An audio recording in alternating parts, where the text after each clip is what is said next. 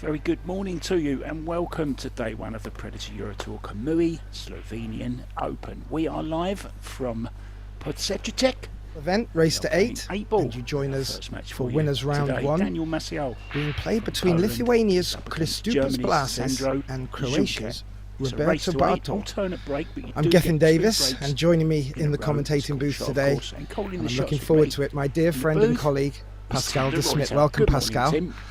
Early days. Wow. Good morning, Mark. That's A some pleasure warm introduction. to be back in the booth again with you. Welcome everybody. And looking forward to see what First Sandro can round do action against the very highly winners round rated one. Daniel Maciel here in this match. Yeah, don't really know too much about Sandro, to be honest, but we all know Daniel Maciel, and I think he is a favourite here. Always goes deep in these Euro tours. He's been a finalist also in the Predator Puerto Rico Open, wasn't it, where he lost to Carlo Biardo, the Black Tiger. So here we go, rack 1, Tim. Yeah, excellent break, making one of the wing balls in the center. And I believe it's a pretty decent spread actually to start the match with. Possibly solids a little bit nicer just because the orange and the yellow striped 13 and 9, they don't really go by the 15, 14 in the bottom left, so it's either you open them right now, but how are you going to run the cue ball? I do really prefer the solids here, Mark. It looks like he was eyeing up the stripe, maybe the 11th into the 11 into the corner. 60 seconds, of course, after the break to think about it. You might as well use all your 60 seconds up, Tim, hey? Well, especially with the shot clock, 8 ball can be a little bit tricky at times, so better to have a full pattern in your mind before you start, and then when or if you run out of shape, you can always change within the 35 seconds after. With me, Tim, I tend to forget the pattern. I've got it in my memory and all of a sudden it's gone. Where am I going next?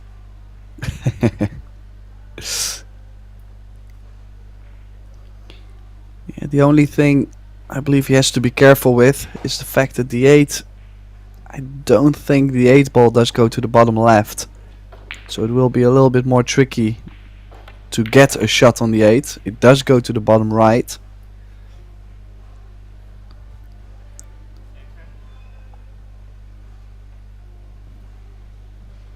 Yeah, it would be nice.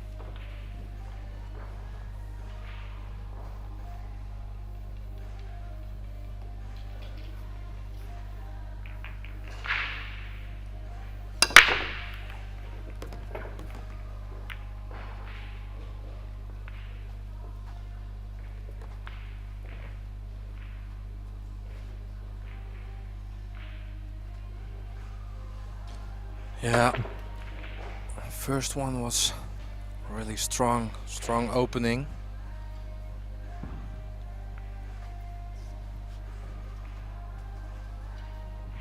Yeah, and you know, the TV table, Pascal, it can always be a little bit different from the tables they've been warming up on, but it looks like Roberto's really got to grips early with the break, and that can only mean good things for him. And we'll ask some questions early days of Chris Dupas.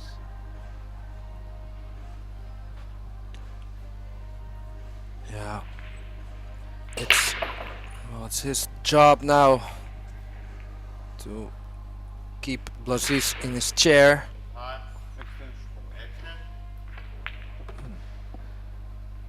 To send a warning.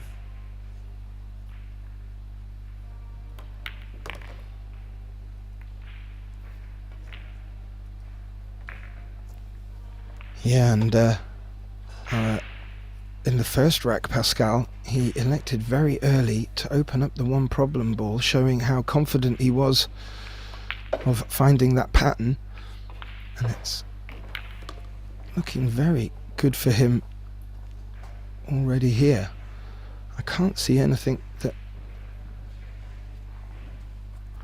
would present him too much trouble. It looks like he's just come low enough on the 12 ball. Oh, nice camera angle also here. You can see the back foot or the right leg being straight, kind of snooker-ish. But the kiss didn't really work out, so it's going airborne here. Yeah, as you can see from that great angle, he cannot get anything out of the ball he's closest to. Wow. And wow, Pascal. Well, great make, and he made sure he put some draw on the shot. Yeah, but it was a little bit too much. So maybe some highlight reel stuff here. Jump into the bank. Oh, Making it. Wow. well, if you were Chris Dupas now sat in your chair, what would you be thinking, Pascal? Well, try to forget. Oh wow, what an opening. I mean, 2 break and runs and getting in trouble here at the end, but showing some promising shooting already. Absolutely. Still early days, of course, but yeah, this is a big message to the young Blazis there.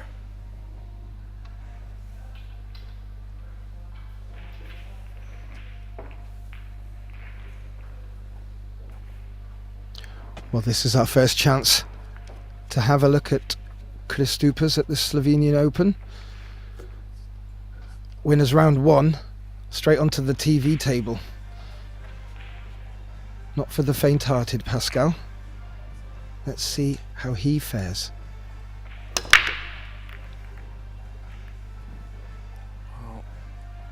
Also the soft break, or the soft-ish break, you could say, but just felt like this was a little bit softer than Bartol did earlier. Well, last thing you want at this level getting is a dry break. Absolutely. I was about to add to that, Pascal, that he had a bit of a loose cue ball as well, which was tracking down towards the corner pocket, so I don't think he hit it as hard as he intended either.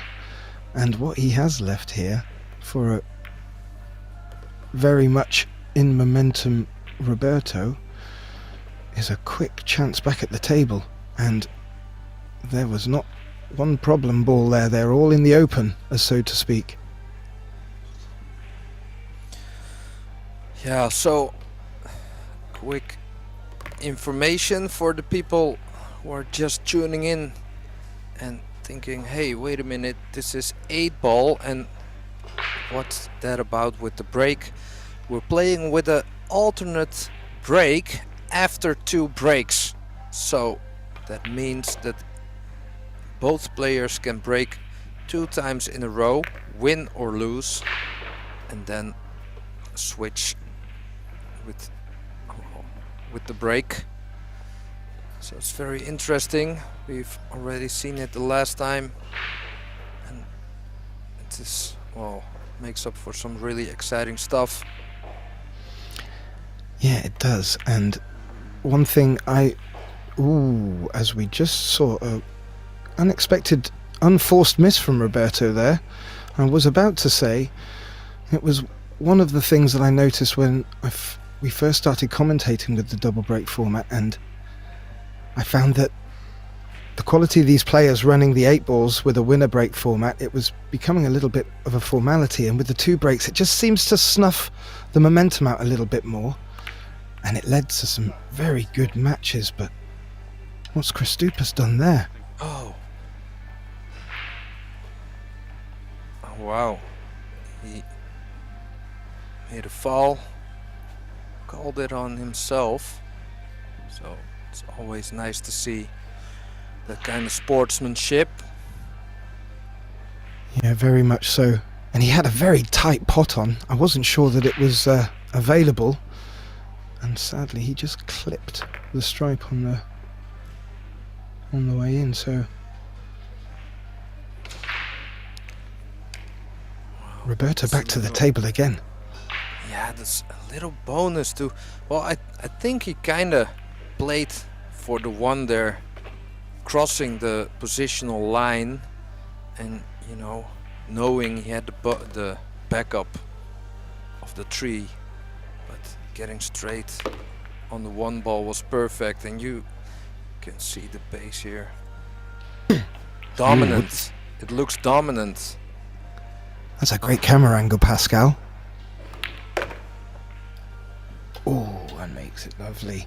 Well, Roberto Bartol from Croatia has taken a 3-0 lead, breaking the first of Christoupas' break, and we're going to be wanting to see a little bit more on this break from Christoupas, I feel, as we take a little look around the Therme Olimia Spa, another beautiful venue with our starlit backdrop. And I believe we're looking at the other TV table, which we're streaming to you through ProBilliardTV. Yeah, some great production, of course, by Predator. If you haven't already, make sure you subscribe to the channel. High quality pool playing by the pros, and it's all for free, ladies and gentlemen, so make sure to tell your friends and family, and let's make pool great again.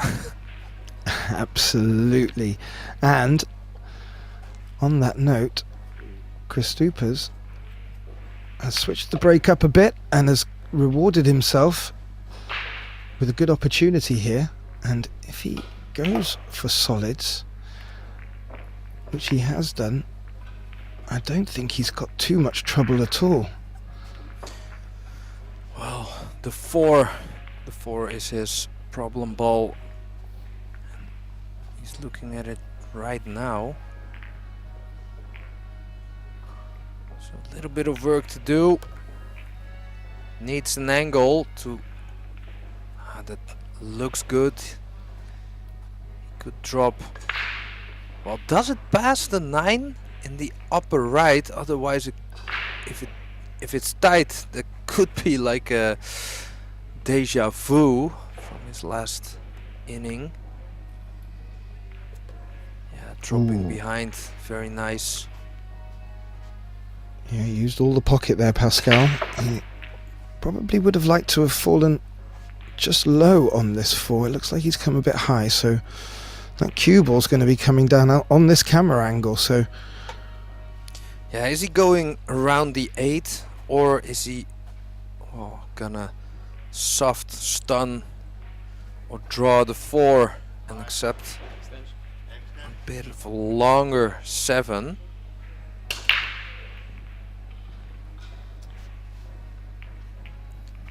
He's not sure himself.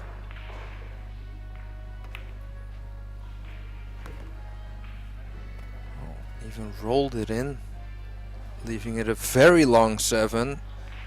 This is very missable get-in, especially being 3-0 down. Yeah, he probably felt that was the best he could have got from that situation, and this is going to ask question. Ooh. Yeah, that's gonna hurt. Yeah, I felt that was a good opportunity, and it wasn't that difficult a shot, but the distance did makes that tricky on the TV table, and I'm sure with a bit more momentum behind him, Kristupas will be knocking them in for fun. However, due to Roberto's great start, it's always going to just ask that extra question when you're back at the table. So not a foregone conclusion here for Roberto, but he'll be very happy to be back at the table. I'm sure he will, Pascal. Yeah, a little bit of work to do. But, you know, it's a very, very big difference when you're 3-0 up.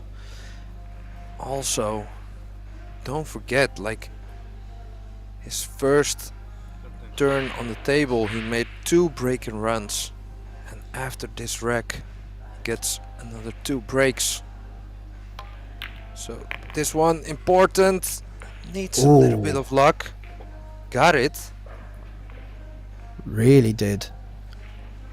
And it wasn't a foregone conclusion with the plant, and he's come out very rosy here.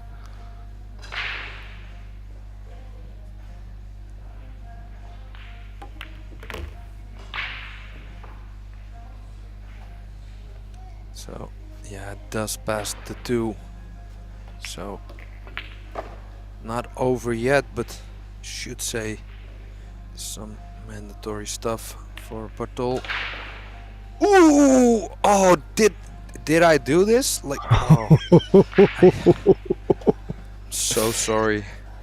Well, he had a, it was a tight angle, and he really wanted to take that 12 before this ball, so he was forced himself into it. And did he get away with it somewhat?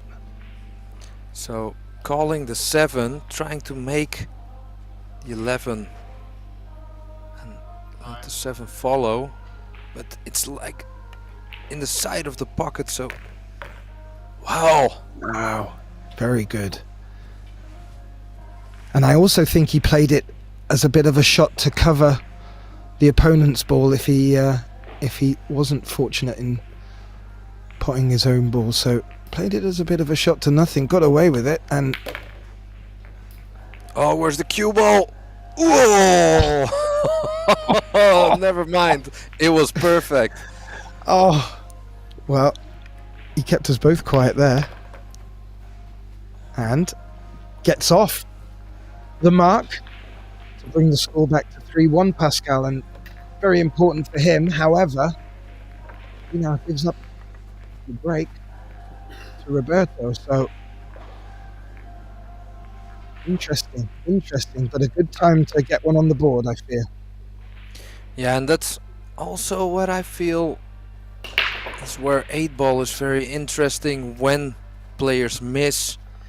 You know, it gives you something different than rotation, than 9-ball or 10-ball.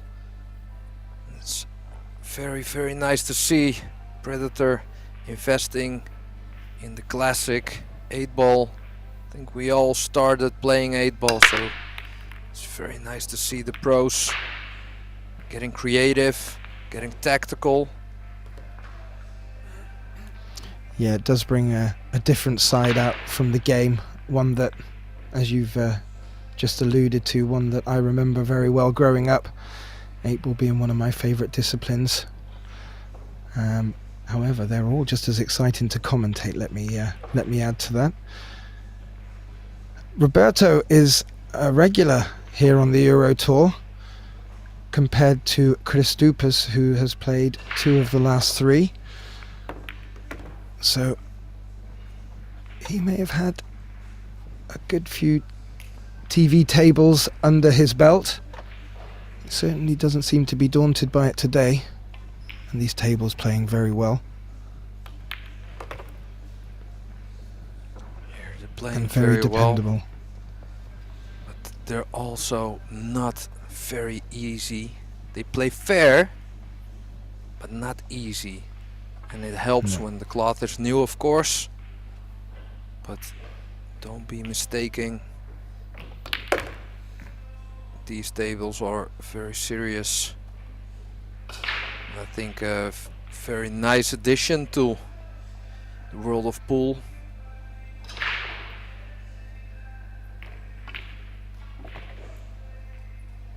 Yes, and the table's also being tapped, so no need for a magic rack and a tight rack every time. And the one thing that I remember from the last innings with us in the commentating booth, Pascal, the players really did like the fact that they could depend upon the spread of the balls, and they really did get quite technical with their breaking. Great games, great games. Yeah, it's very nice, especially with 8 balls. Sometimes with, you know, when you use the magic rack or the template, you sometimes have like, I don't know, like 2 or 3 balls on the rack still, and then it's kind of a little bit tricky to remove them. So Yeah, no indeed. need for that. Yeah, it's one less thing for the players to worry about. And Roberto is doing the business.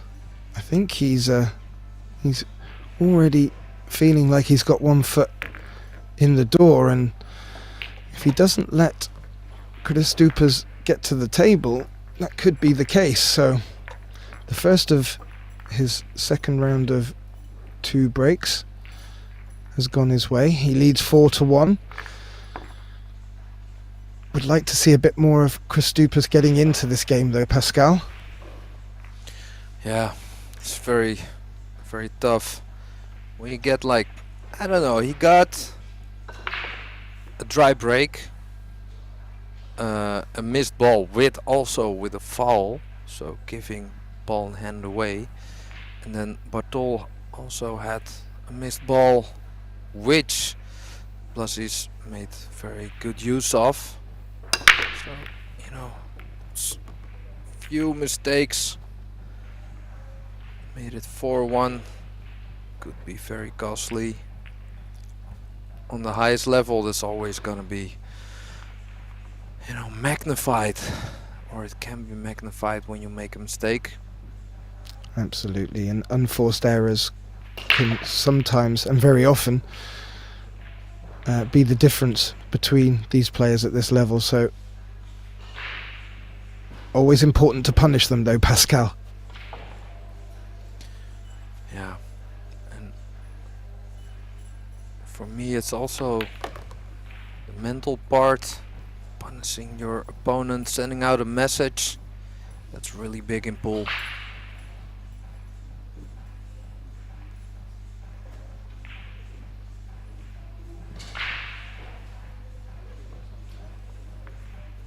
And as we mentioned, you've joined us for the winners round 1 on the first day of this Kamui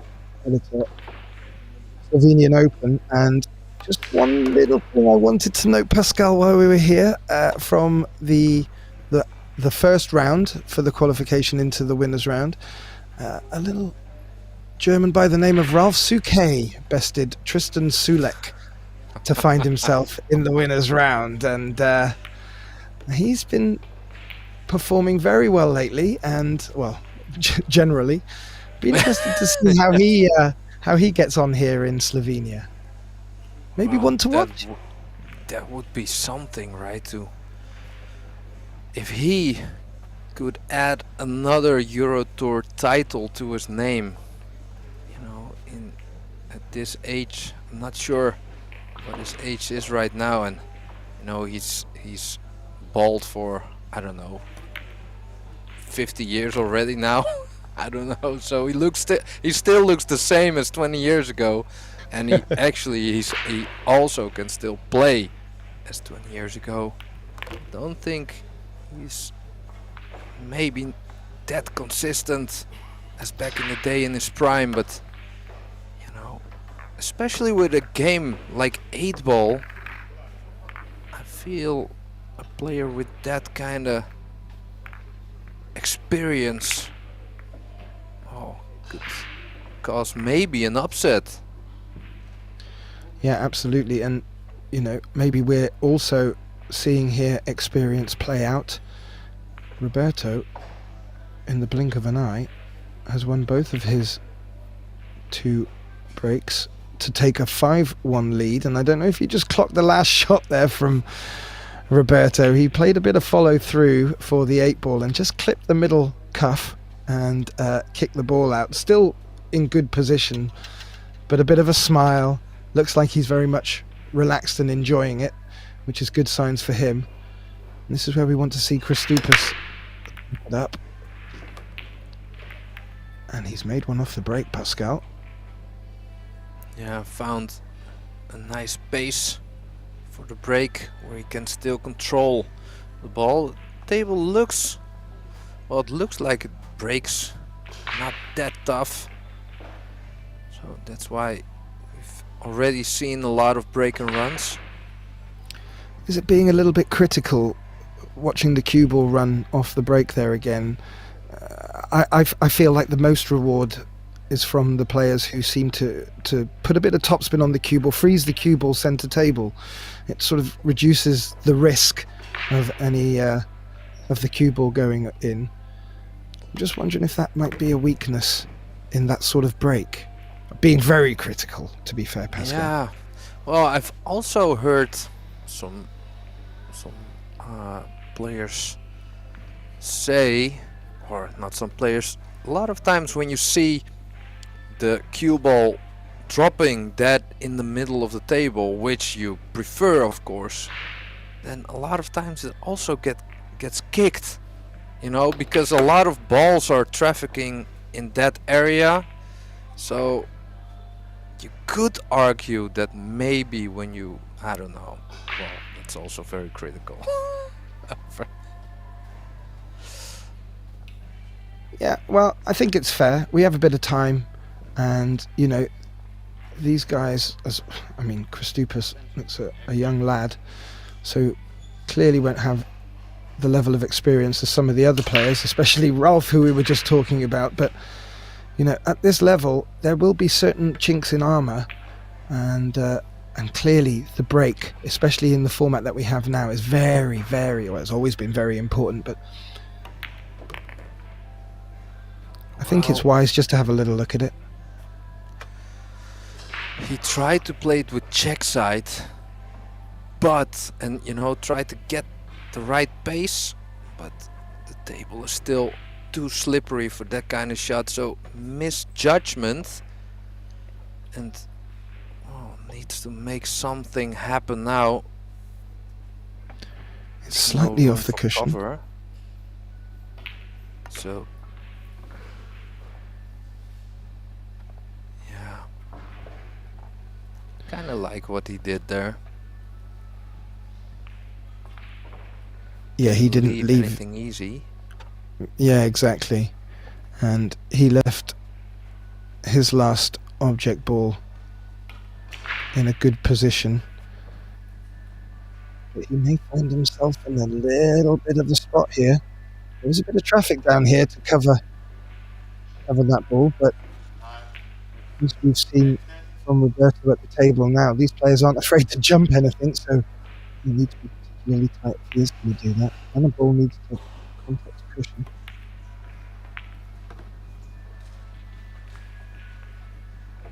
Oh, he may have even needed that one to come to the rescue. Oh no, he's got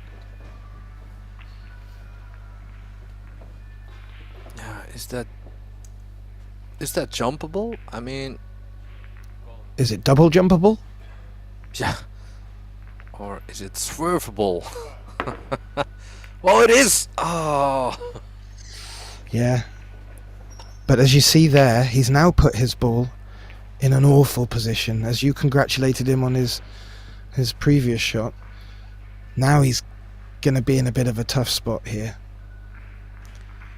So, if there is anything that could go wrong, then maybe, you know, getting a little bit of a angle on the 7 going into the 3, that's where maybe it could go wrong. You know, hitting the 3 to full, maybe snooker yourself, maybe behind the 13. But that's really looking for a problem, to be honest. No, but very doable, because I think the 3 doesn't go, right? Otherwise you just shoot the 3 first, but I think there's a lot of value in leaving that 3 for after this shot, but he won't get through to it, so he's forced to play the 3 here, I believe. Because I think the 3 was a good backup if he did fall awkward off the 7. Do you think the 3 goes? Yeah. Oh, well, look at this. I don't think it goes. I think he has to negotiate the kiss with the 3. Has to play the 7 first. So this is a little bit tricky. Oh, played it very good. That's a very nice touch.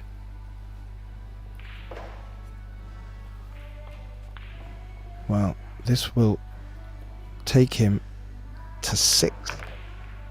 And a break against Christoupis, yeah, and not good signs at the moment. But Roberto did come in here to this match with a lot of confidence, and that needs to be snuffed out. So far, it has not been. And he leads this match 6-1.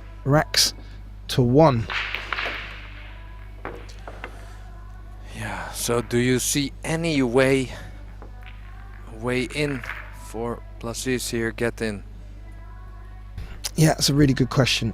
Always, I love an underdog when it gets to this stage, even if they're both equally in performance, just from the scoreline basis. But I think this is going to be tough. I think that finish for the second rack where Roberto jumped, banked, and left an easy 8.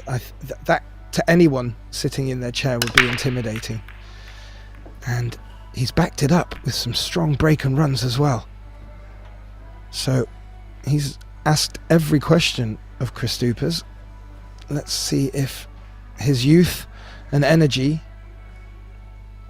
will overcome experience. Good break. Yeah. It's his 4th Eurotour appearance for the young Blasis. And, well, his highest rank is 97 at the Estonian Open, so still looking to settle in, I guess. Yeah, I was just about to say I'm pretty sure we bumped into him at the Estonian Open. Obviously didn't go very deep, but it looks like he's keen to start delivering on the Eurotour. Yeah, you have to start somewhere.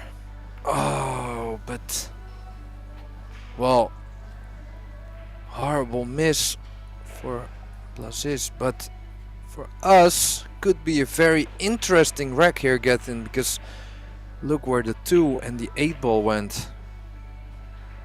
Also the 3, not easy. So is there even a clearing possibility? Sure there is, but it's not gonna be easy. Yeah, I can see him being able to open up the 8 ball, even with the 5 ball over the middle pocket, but that 3 is in a tricky spot. I'm wondering even if he'd need to come over our side to the right side of the table to play it along the cushion into the black corner pocket there. So opening up the 2 or dropping in at the 2. Yeah, so develop the 2. That's part 1. Kind of blocking the 6 though. But that should be okay. So 33% of the problems fixed. 66% left. But as you said, getting that 5 ball was playing very good to open up the 8. So this is gonna be pretty tough. He can always, well, play the 8 ball in one of the in the center with the bank shot if he's somewhere where the 2 is. So we are at 66%. He played that very well, Pascal. And not only did he get that ball out of the way that was blocking the 3, he even got enough on the cue ball to bring it around the 3 to be able to play it into the corner pocket. And he's come a little bit short on this, but maybe he can run through, contact the 10 a little bit. Yeah, go. Have to watch out for the scratch. If you play it too hard, you could scratch the cue ball in the same pocket, but you want to be kind of straightish on the 2, so to take a little bit of risk. Going all the way around. Where's the cue ball going? No, that's unlucky. Wow, he hit that with such authority to get that cue ball round the angles. Always a chance of it going into that corner pocket, but he fancied his chances. However, Kristupas with ball in hand, could this be the time to shift the momentum? Maybe put a bit of pep in his step. Oh, yeah, he was playing to hit the 8, and I was just gonna say, was it a little bit maybe too gutsy for Bartol to go for the clearance there? Got pretty close, but still he had to do something with the 8. And now with the ball in hand, I'm not really sure why Blazis didn't play the 11 in the corner with the ball in hand. Yeah, and I believe he was going for that pot in the middle pocket, and he's missed it. And as much as he's left Roberto a difficult chance, so you fancy? Sorry. So he's calling the bank shot. Yeah, try to leave the bank. Sorry. A bank for a bank.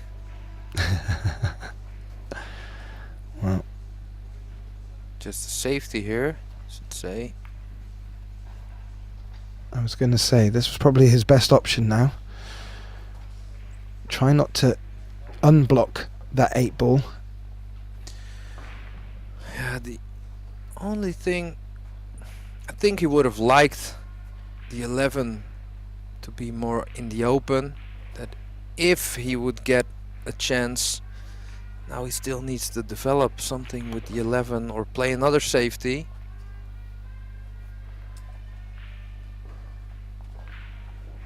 Yeah.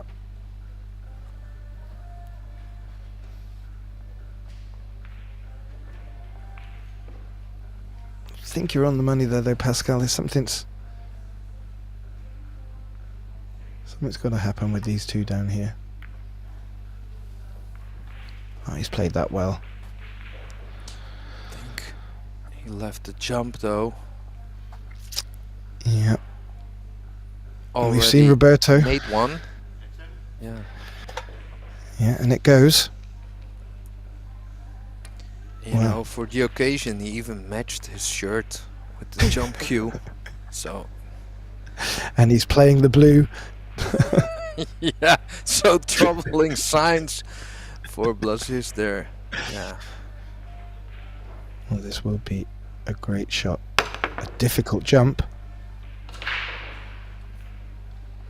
Made the jump,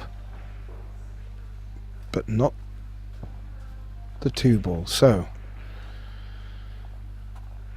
Blazis can reward himself for playing the right shot there. Turned out to be the right shot. Yeah, and he really needs to put this one to bed. I believe this is the last of his 2 breaks.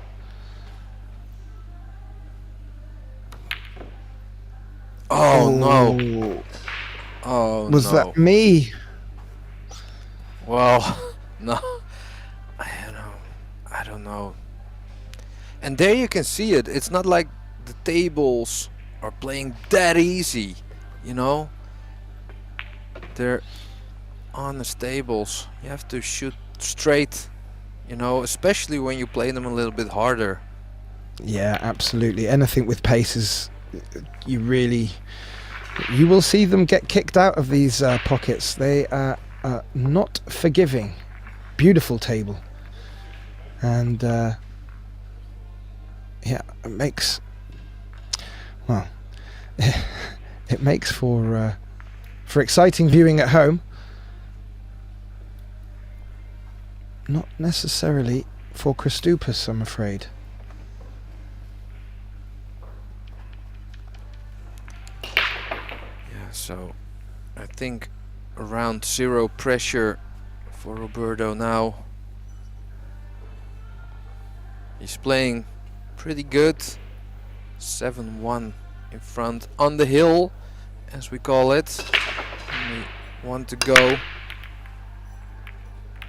And he can break 2 times, but try break. Yeah, that's his first one, Pascal. I was just about to say, I believe there's at least 3 or 4 break and runs from Roberto, if not more, which is great signs for the rest of his tournament. But I'm glad I didn't say anything, because he's just broke dry. I would have blamed you.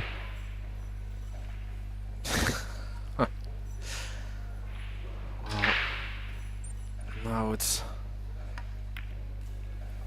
a lot of times we see players relax a little bit, you know, when they're that far behind, knowing probably gonna lose anyway, so might as well, you know, shoot positively. Yeah, and he finds himself with a pretty good opportunity here off Roberto's dry break, and giving us a bit more chance to see this Lithuanian in action. Yeah, also just, you know, make the score a little bit better.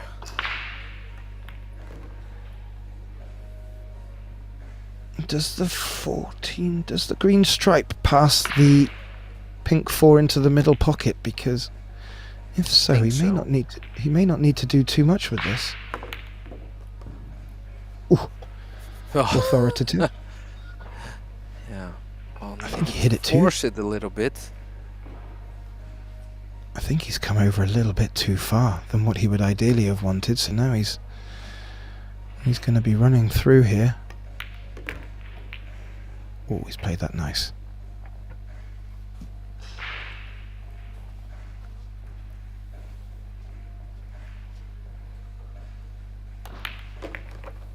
And there we go.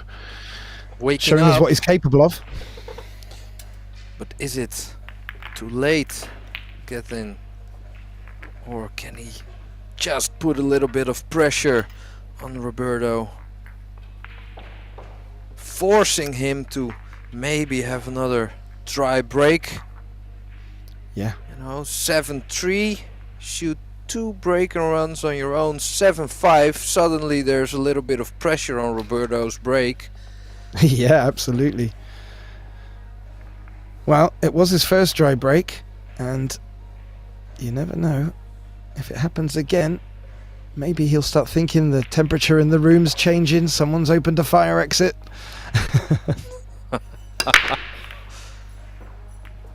Wow, that looks very, very good. Yeah, he's made 2 there, Pascal. I think he also has options to choose. Maybe the stripes are a a little bit easier, but first shot is gonna be pretty big because it needs to draw it all the way back to kinda to the middle of the table. That's why I'm electing for the solids.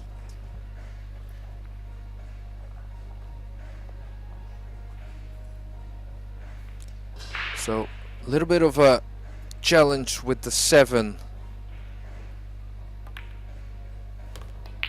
I was just thinking that, and we've seen Roberto deal with his problem balls quite early, so maybe he feels that it will pass the 9. 2021, Roberto got bronze on the European Championships 8-ball. So that tells you something about the skills in this game. Well, maybe he can force an angle to kind of draw into the 7 or behind the 7, having the 4 and the 1 ball pretty close to the pocket. Maybe he's going to take this 7 now. It's tight down there, Pascal. Yeah, that's tight. I think, you know, with the new cloth, with the right speed, it's doable, but yeah. Yeah, very good. Judge that very well. Well, could Roberto be one to watch over the next 3 days, Pascal? If you can keep this up with the break, I mean, he had break and runs like I don't know, 75% of his breaks. No, exactly.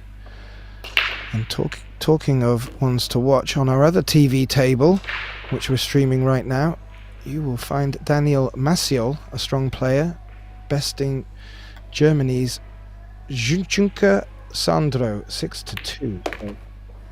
As we see, Roberto Bartol closed this match out 8-2. Pascal, what was your summary for this match?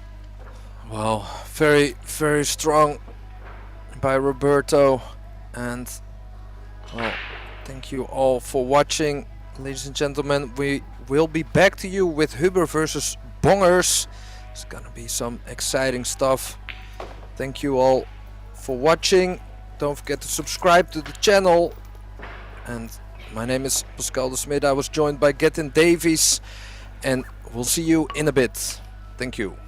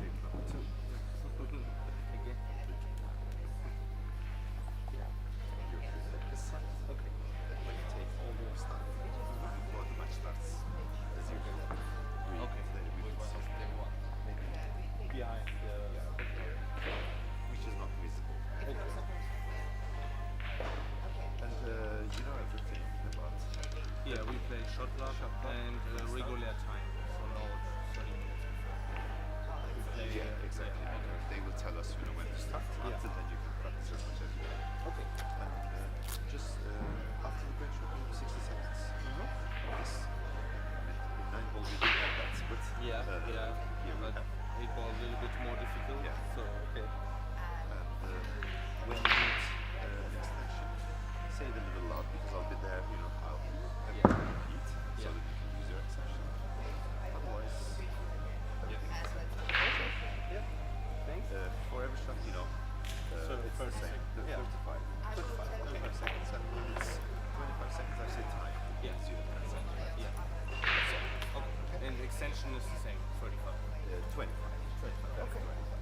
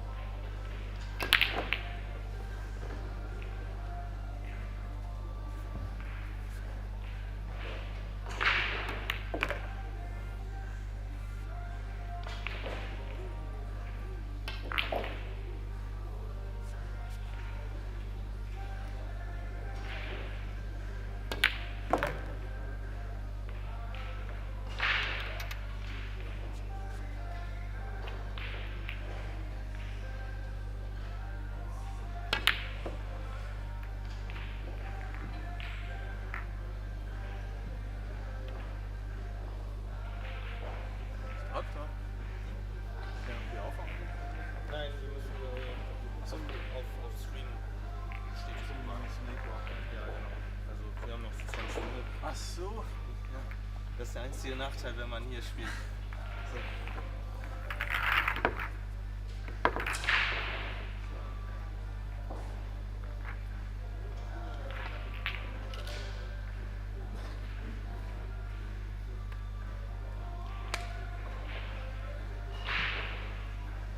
Früher war geil TV-Table, ne? Und jetzt ist es so richtig heiß, kommst rein und dann siehst du so TV-Table. Immer doch das geht's klar los.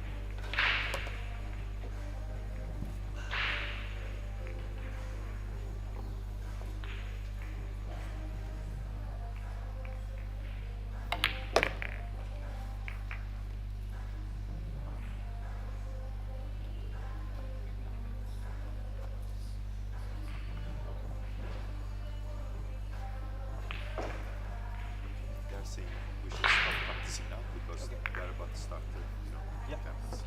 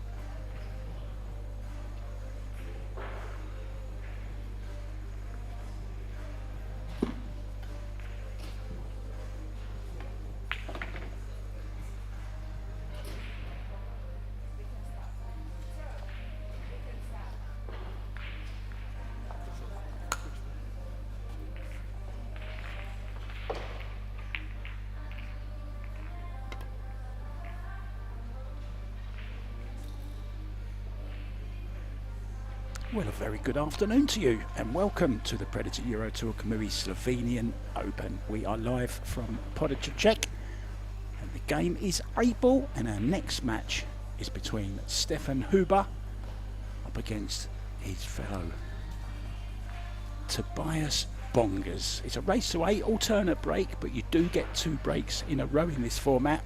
It's a tapped table, so no rack or template. It's a cool shot, of course. I'm Mark White, and calling the shots with me in the booth is Pascal de Smet. Hello, Pascal. Well, thank you, Mark. Always a pleasure. And of course, watching 2 of those very talented players.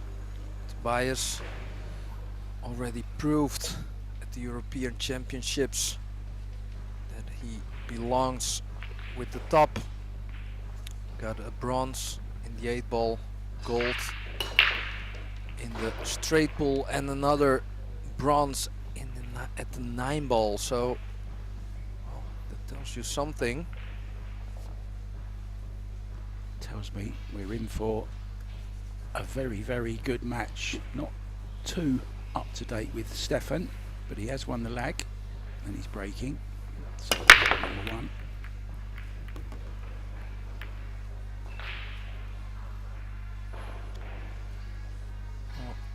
Already seeing the trend of the speed of the break. Most players have already figured out that there is like they can put just a little bit,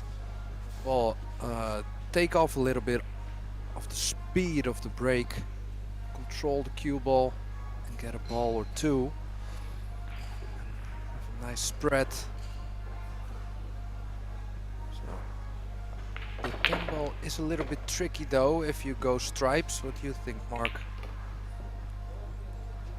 Yeah, I mean, there is room, isn't there, down the left-hand side of the table to get on it, but then of course it makes it a little bit awkward to get back for the 8 if you leave that for your last ball, so maybe he'll attack it earlier on.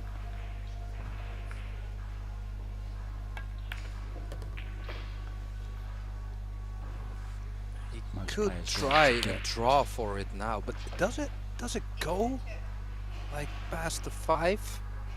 From this camera angle it kind of looks as maybe. Nah, from this camera angle No, surely I don't think so. Doesn't look like it goes. Pascal, he could certainly play for position on 2 balls here, draw straight back down the table and play for either the 15 in the side or that 10 ball, but he's got another plan.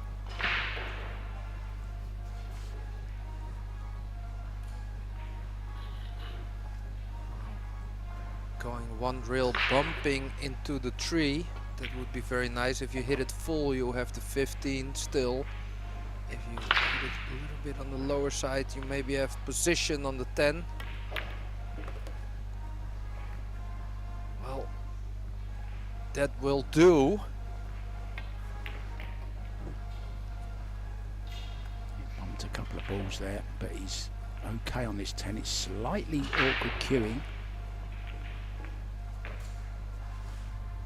looks to be just a little bit straight as well. I'm not sure he can roll up for the 15. It looks like he's attacking the 15 now, actually. Time. Extension.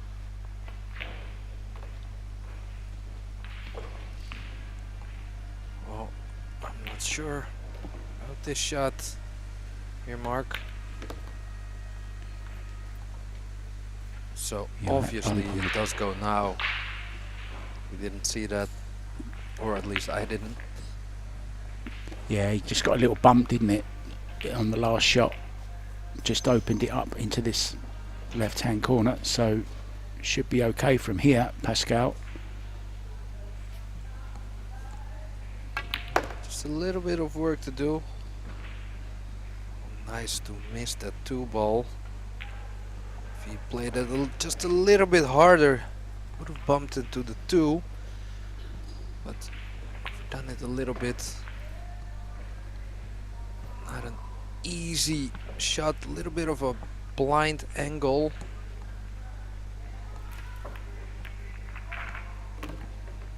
No worries.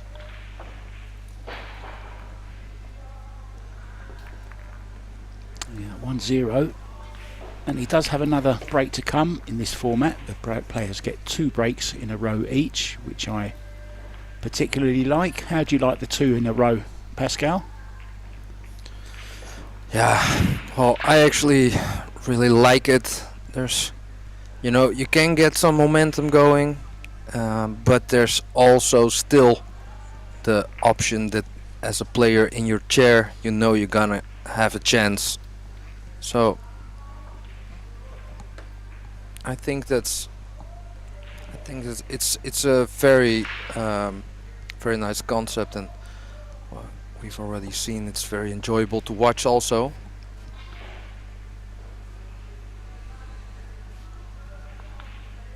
Yeah, and it's just that little bit of spice to the matches, doesn't it? Especially if you have the first 2 breaks, you can have 4 out of the first 6. So it's a good chance to build some momentum, but of course you need to make a ball. Oh yeah, good control of the cue ball, but just maybe took off a little bit too much.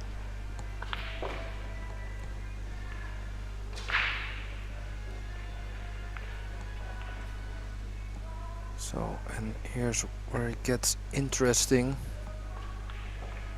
If Tobias would take this rack, well, he has the option to shoot 2 break and runs, potentially going 3-1 up.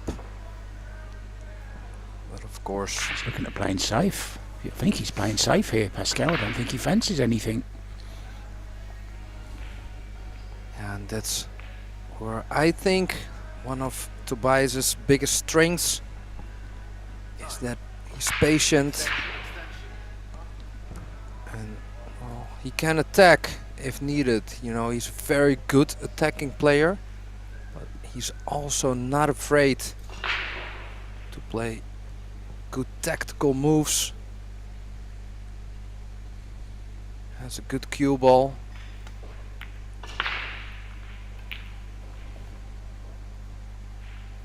And that also puts some real pressure on your opponent at times.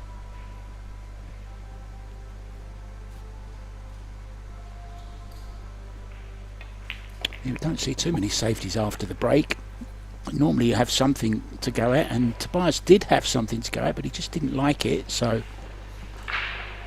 didn't take any risks.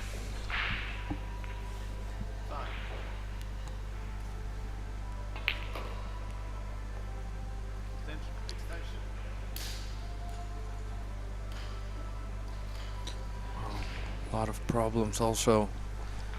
The 11 and the 4 looking very awkward.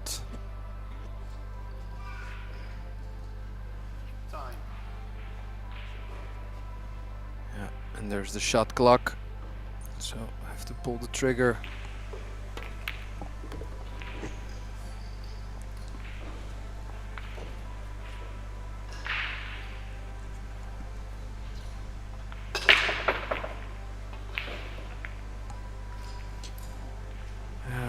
I'm not sure if the 4 goes in the upper left. But it's not easy from where the 6 is laying to open up the 4 ball. So maybe he could, well, he could bump into it now. It's, yeah, I think he tried it.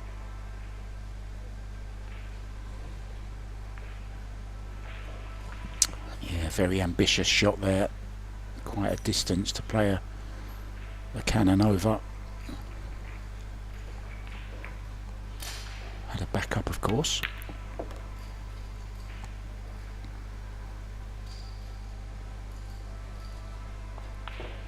Now the problems start, Pascal.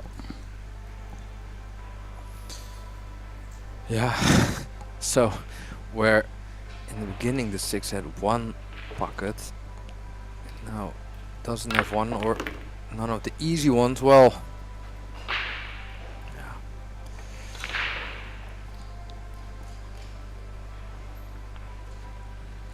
So exactly what the doctor ordered for Tobias. Ball in hand.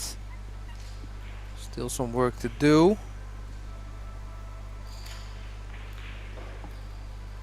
Just a small clip on the 4 will do. Wow. Didn't want to hit the 11.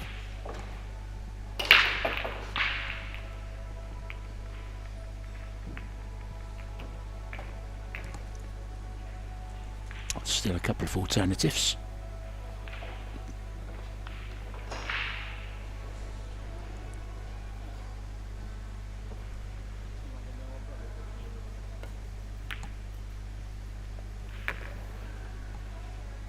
Yeah, nice recovery shot.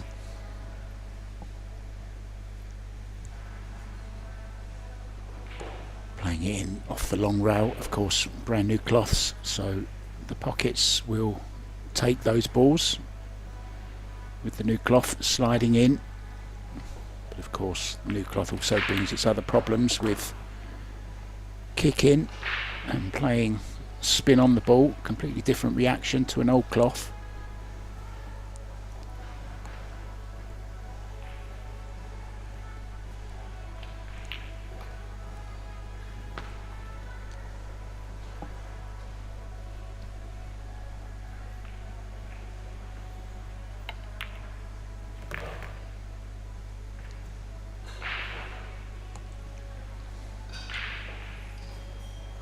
Tobias already a very, very seasoned player on the Eurotour. He's played the odd match here and there in America. I know he's played a couple of the Pro Billiard series as well.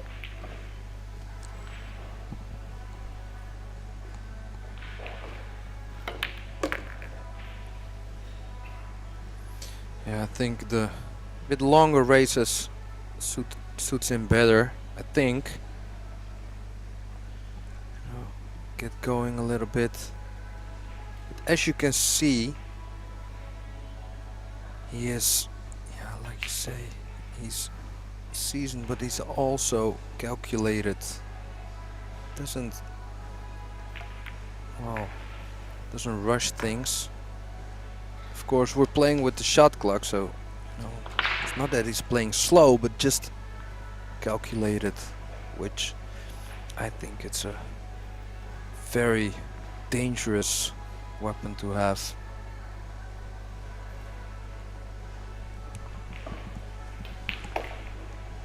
The ability to switch gears. He can flow. He can play on rhythm, but he can also grind.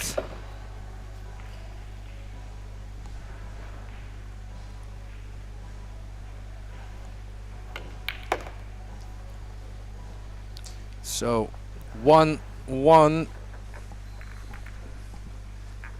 each in the opening of this winners round 1.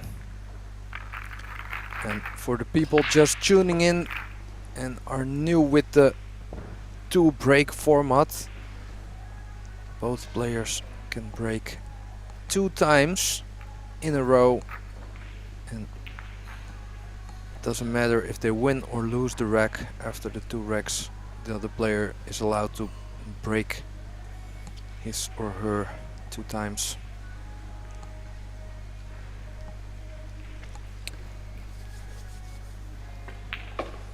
Yeah, so this will be the first of Tobias's, coming to you live from Slovenia. Good to have you with us, guys. Thank you so much for joining us. This race to 8, nicely poised.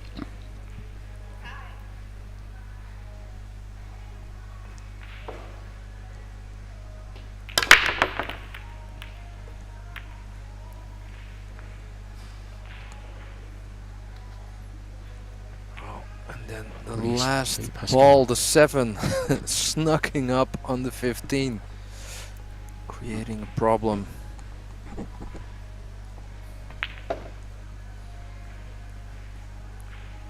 Yeah, solids look okay though, don't they? Yeah. Start with the 6.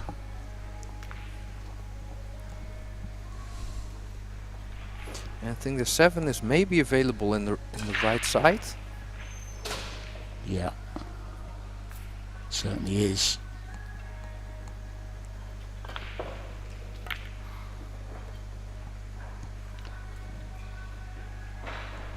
Well, if he wants, he could choose to open up the 7 right now. Very seasoned straight, well, the reigning European straight pool champion, so he knows his way around some kisses in the back.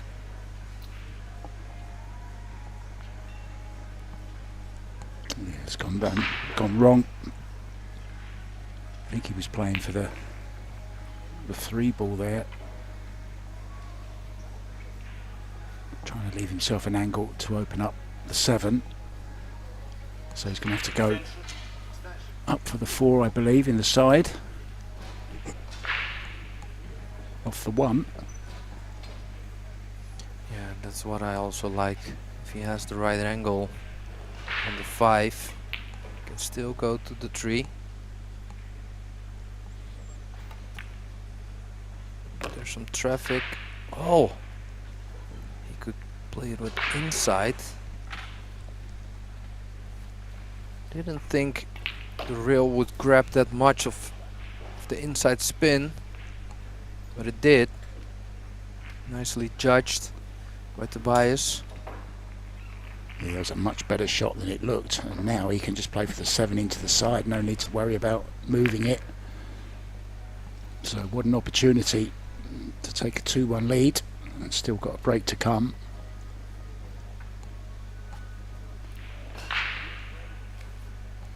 So look at Stefan sitting there with, you know, his hands in his pockets, just waiting. Oh, how's the kiss? Looks good. Looks very good.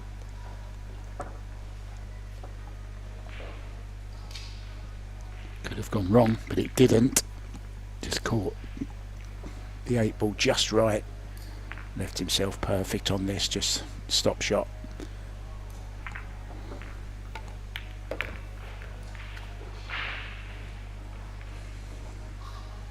Still gave it all the respect it deserved.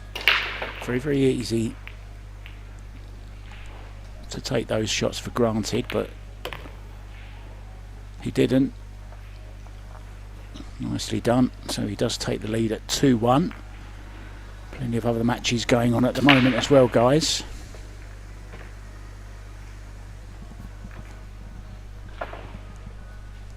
And of course, if you'd like to watch a table 1 match, Wojtek Szewczak, the great Polish player, is in action over there. Also available on Billiard TV on YouTube. You can't beat a bit of free pool, can you? Who doesn't like a bit of free pool on a Thursday afternoon? Fabulous, isn't it? Wow, that's a fair point there, Mark. So, for all you guys listening, if you haven't already, please hit the subscribe button No, it's already free, so just help us out a little bit. Would mean a lot for the pool sport, for Predator, for the channel.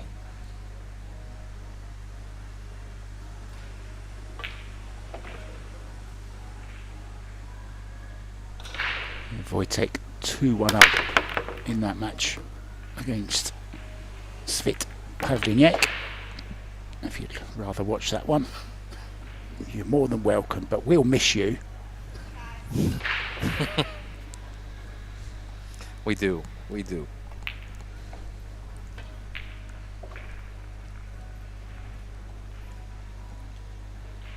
So no Thin one. real options, yeah, to go for stripes here.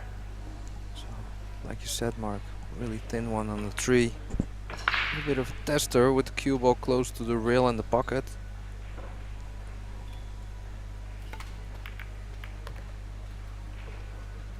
Oh, that's worked out very nicely. Thank you very much.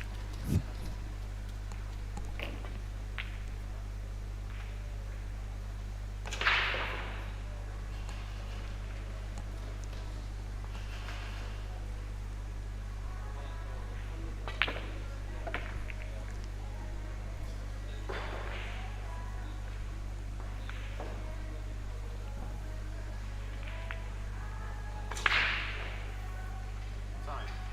Extension. Extension.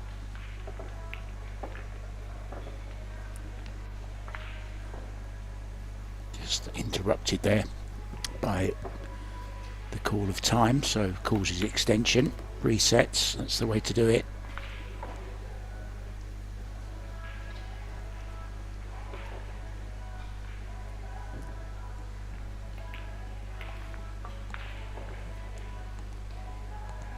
So, and there you see the calculated behavior.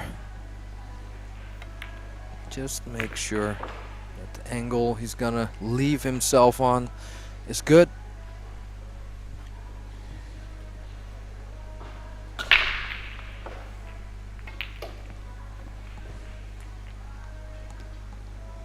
Just locking into his brain where he wants the cue ball on the 4. Or maybe playing the 2 here. Yeah, I think a little bit less traffic from the 4 to the 8, especially when you're a little bit close on the short reel would be nice. That's perfect, isn't it, Pascal? Can just draw down with a dab of left-hand spin here.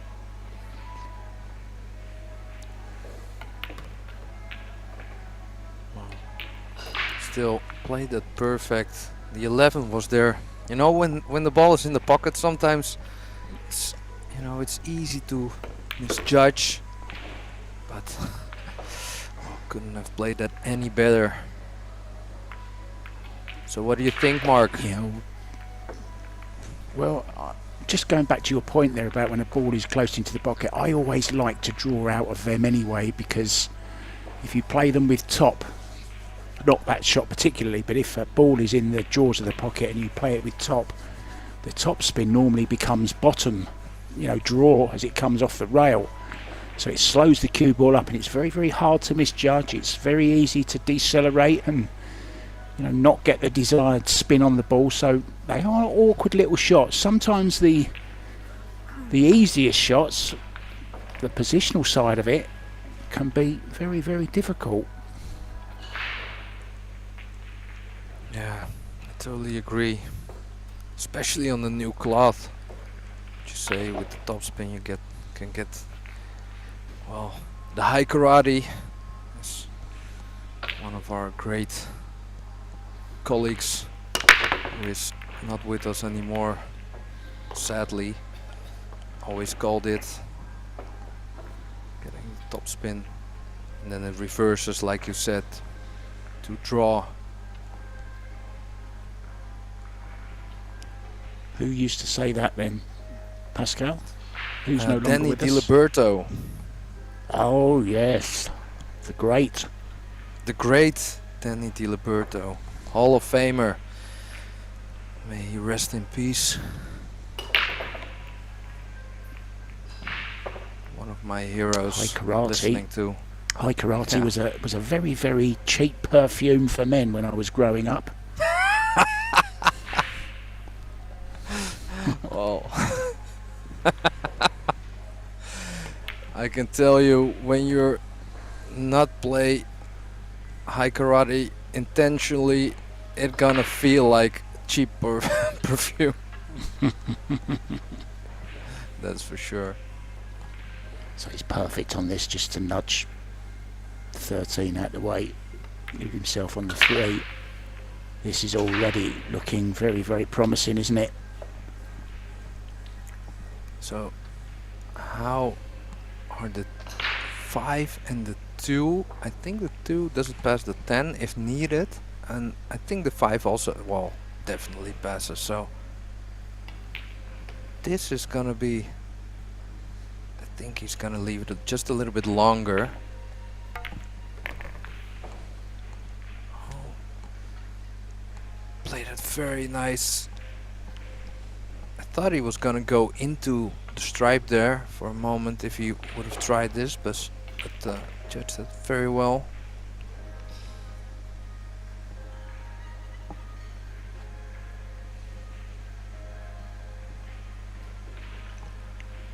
Jacking up for the 7. And now once again, looks very, very easy from here, doesn't it? It's not, but he's making it look so.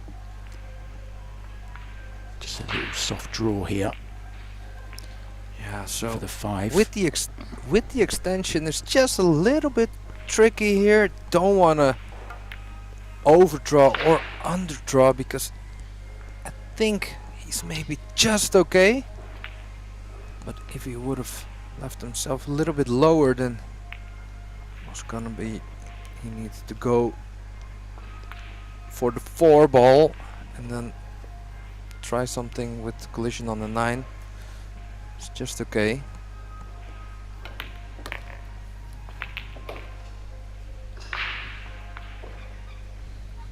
So you like drawing with the risk of the side pocket or going inside? I'd like to go inside 2 rails with this.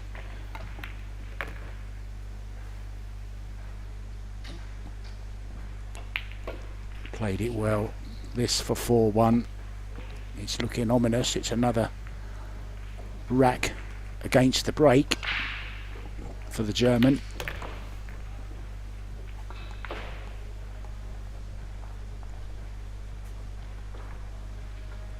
Zipping through the racks with ease at the moment, isn't he, Tobias? Yeah, you can already see his speed control is very good, which is a troubling sign for Stefan.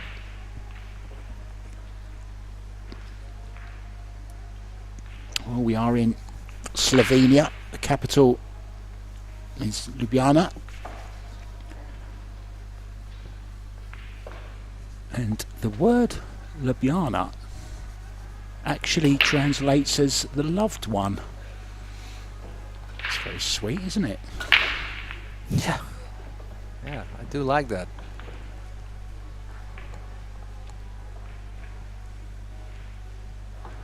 So you get the feeling this is a rack he really needs to win. This is the second of his 2 breaks in this particular innings.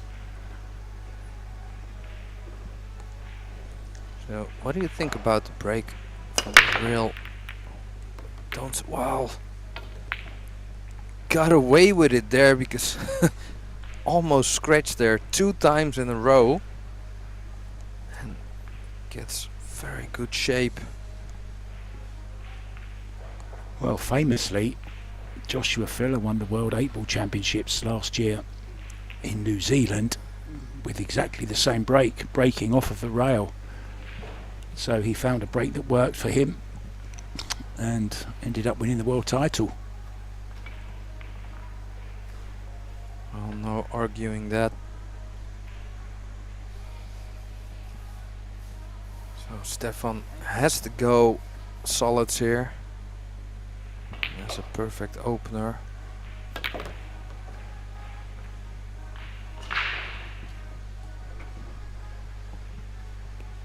course, the opening shot, you can play a stripe onto a solid or a solid onto a stripe and make the ball. That determines the suit you are on. And now this is looking really, really nice for Stefan to pull one back.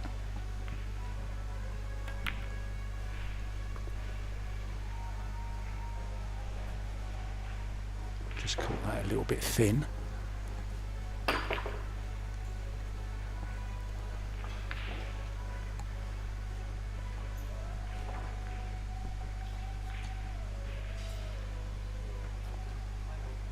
Well, there is a little bit like this precise one here. small spot where you don't want to be. The other spots are pretty good. Yeah, he's just okay. Played that nice. I thought he was a little bit thin on that ball into the side to hold, but he's held it well. Pascal looking very, very good now.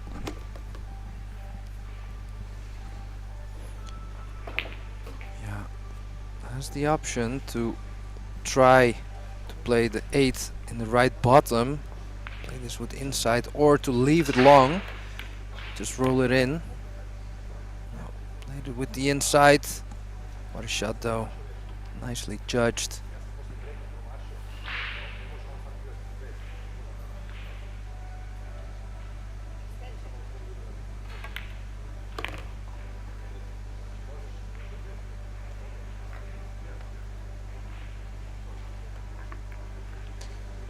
So kept his break there, got a little bit lucky on the break with the cue ball, getting kicked out of the scratch, but good for the score.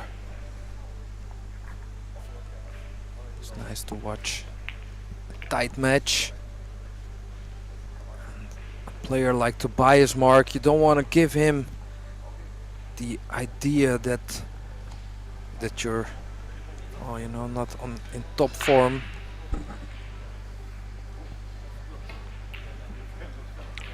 Yeah, 4-2.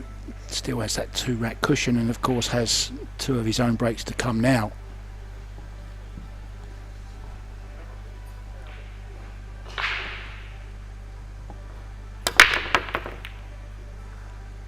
Oh, that was also going towards the side.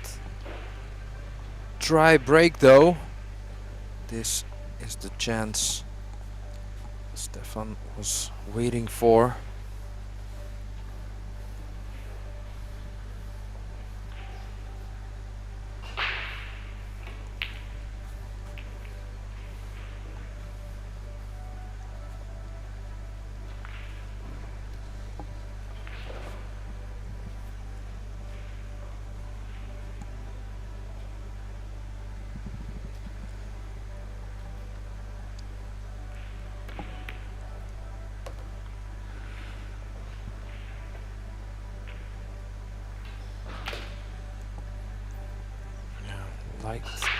He would like to get rid of the 7 early, but it's just a little bit long.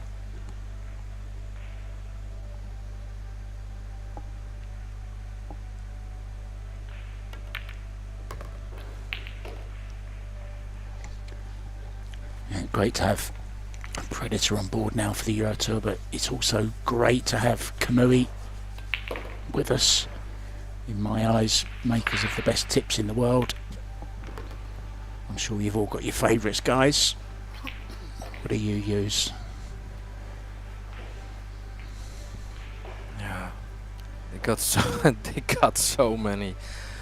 Well, you know, the first time they came up with the Kamui clear, you know, with the clear plate underneath the tip. It looks so cool. Like your tip is kind of floating above your shaft. Yeah, they make great tips. Of course, they also make chalk and gloves. A lot of other great products. Yeah, the owner, Masato, great guy. met him a few times. He's always travelling around the world, going to different tournaments. He invests a lot into the sport, so thank you, Masato, for everything you do for this great game. I hope you're well, and I'll see you soon. Definitely. Well, hit this a little bit too thin, which makes this shot a lot harder.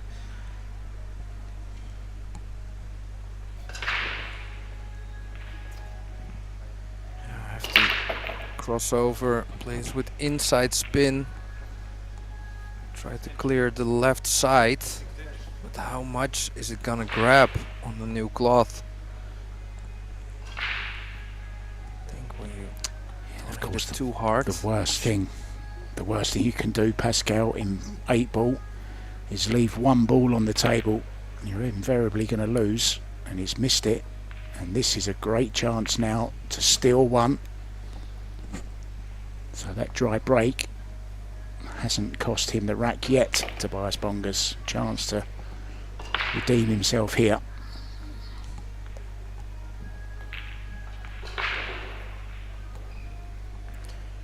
Yeah, so I think the 11 goes. Just has to negotiate maybe a little kiss, or when you're perfectly straight, you can just draw back. This is looking very good.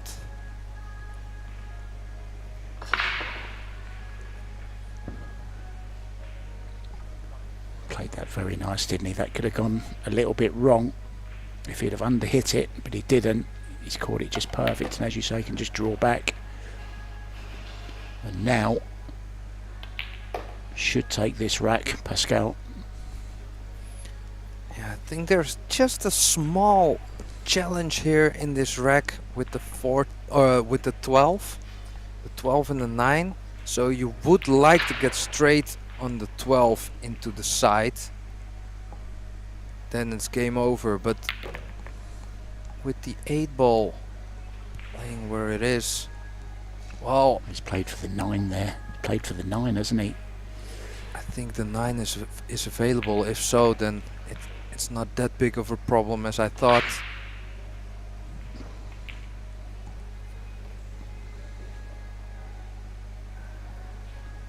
It's definitely on.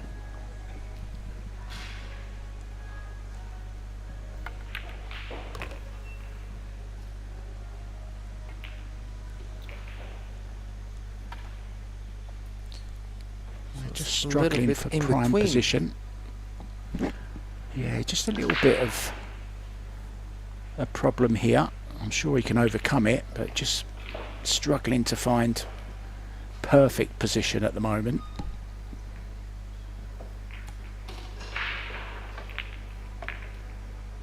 Could just stun it or draw it a little bit. Kind of like stun. Of course, he leaves an easier pot right now.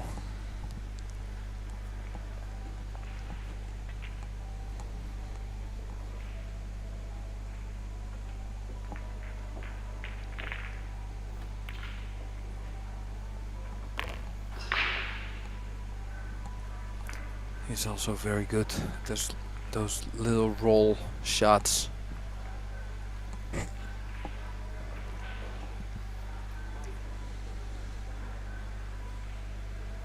Perfect view there of the view he has.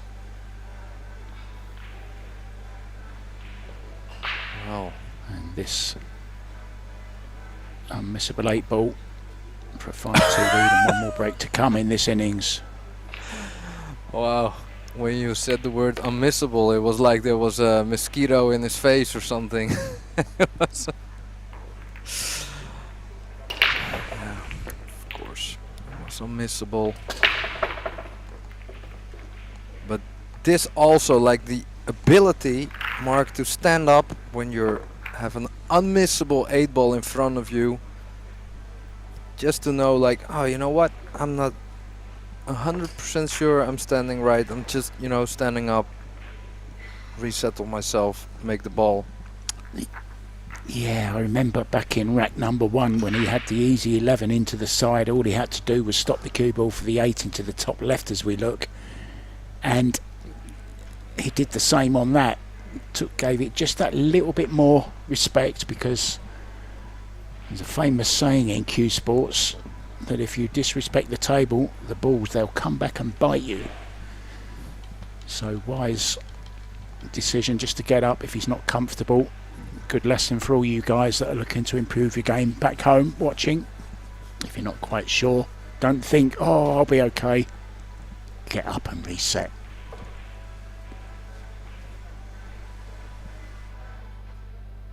So just had a dry break in the last one. How's this one?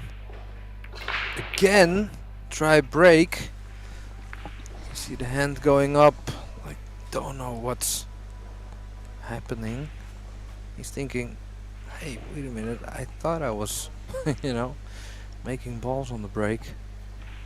All of a sudden, 2 dry breaks, and knowing his opponent Stefan is gonna break the next 2. Yeah, I don't know about you, I feel he hit that one a little bit harder, a bit more pace into that one, maybe because of the dry break on the previous break.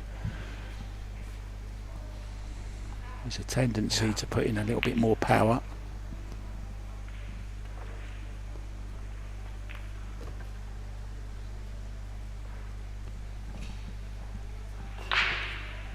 So very important track for Stefan.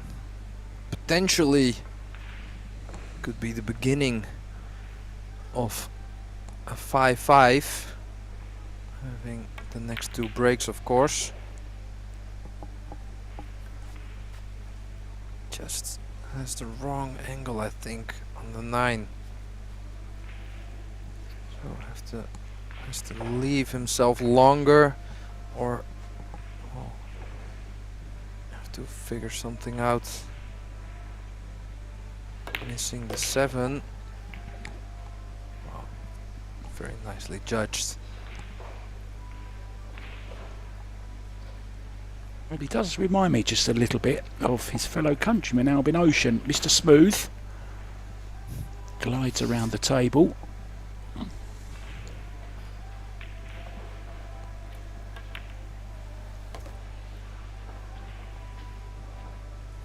Oh, now you say it, I can kind of see it too.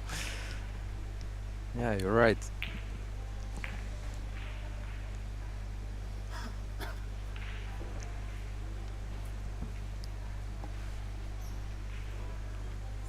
Not a very big country, but they do have a lot of very good pool players. Yeah, Mario He, Max Lechner, of course. I don't know whether you've seen on social media just recently, but Max Lechner has done this amazing shot that he's challenging other pros to make, where he plays behind the back, the long straight ball into the corner, and draws the cue ball all the way back from out the jaws of the pocket. Unbelievable shot. I'm hoping it isn't AI, because I get so excited about some things, and I put a comment in saying how good it is, and everyone kind of calls me an idiot and saying, can you not spot AI when you see it? Well, if so, I haven't spotted. Yeah, I've seen the shot and it looks very legit. I mean, it looks impossible also. The cue ball is in, like the object ball is in the middle of the table, and the cue ball is in the pocket, and Max just behind his back goes like kind of jacked up ish, draws it back into the pocket and makes it look as if he, you know, shoots it every day. He said he made the 4th. He made it the 4th time, but it wasn't on tape, and then it took like 20-25 tries for the second one. Still, I think you can give me like 20 to 25 years for that one. Yeah, give me the same, but just playing it normally, I still couldn't make that terrific shot. If you haven't seen it, guys, Max Lechner on Facebook, have a look at him. It's a great shot. Maybe you want to go and try it in your pool rooms next time you're down the club. Anyway, enough of all that trick shottery. We're back to the European Championships here, the Predator KAMUI Slovenian Open. 5-3, nicely poised. 2 breaks to come then for Stefan Huber. So what do you think here, Mark? Like, Tobias isn't really looking at Stefan's break, but you know, his break is more successful, so you know, wouldn't hurt to check from where he's breaking.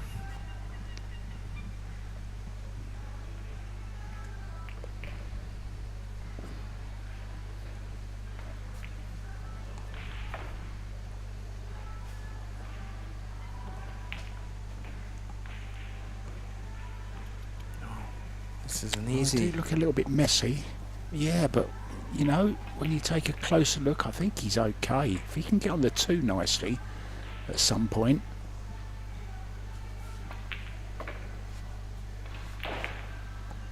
Six as well, just a little bit awkward. He's only got the middle pocket at the moment.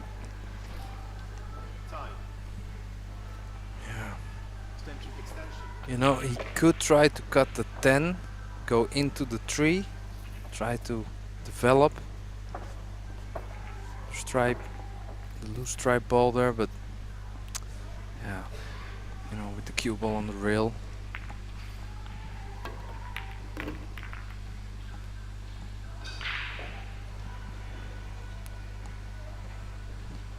That worked out pretty good. Talking of Max Lechner, he's had a storming win.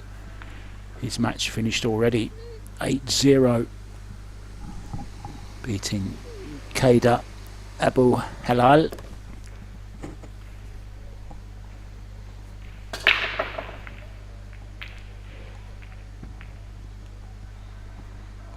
And Shevchik 6-2 up now. Another winner already, Juraj Zhukovic, winning 8-3 over Mikhail Hadaji.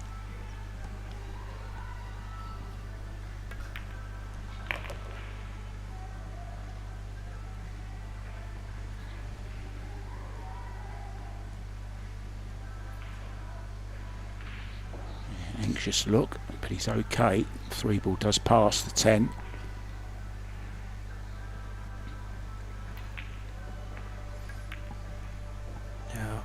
This is, well, is he okay? He would have liked a little angle.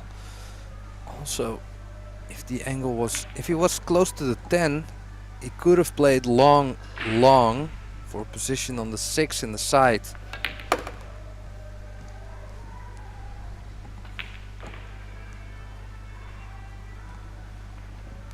So here's the key shot then coming up. Yeah, now this one is pretty tough to judge. Has a little bit of margin as the 6 is also available in the top left corner.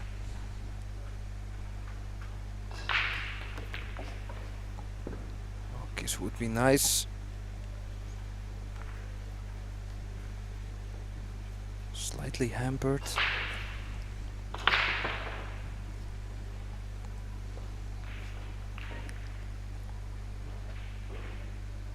This is missable, especially with the 11 there. Yeah.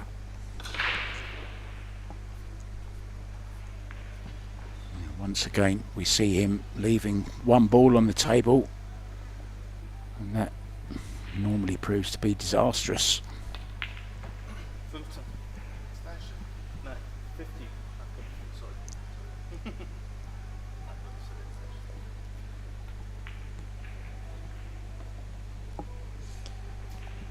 Well, with the 6 laying where it is, you can have a go at the combination here. Not a lot of risk if he misses it.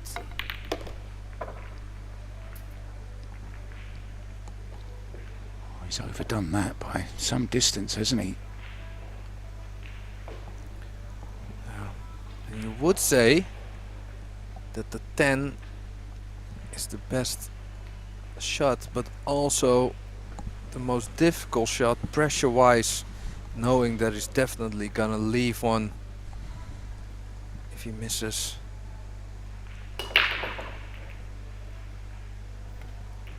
So that's why we see the safety.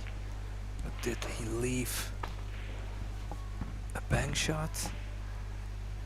At least can he see the ball? Yeah, a little bit careless there, I thought.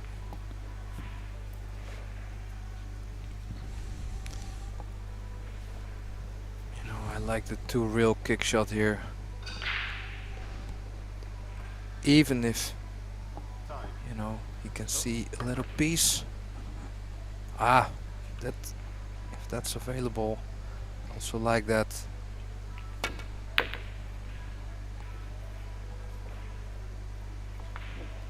Well, that would have been something if we would have called that. You've got a very good cue ball here. There's a lot of pressure on this 11 into the side.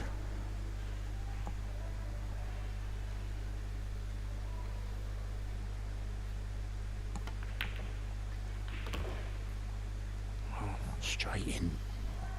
Straight in, nicely spotted though. Was a big moment.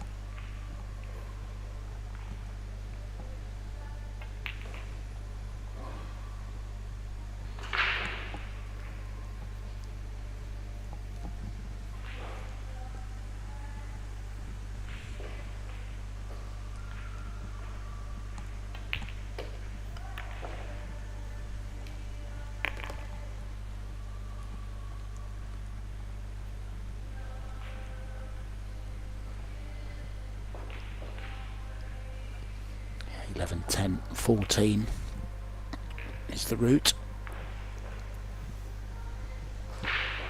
Leave himself a half ball angle either way on the 14 off the 10.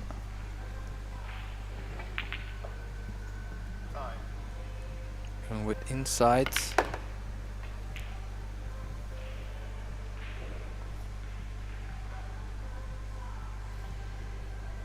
Nicely done.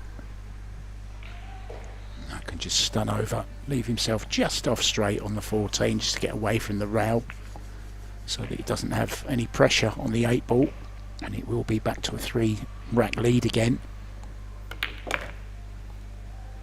And of course we'll be breaking. I beg your pardon. It will be Stefan breaking, won't it? Yeah, yes. One left.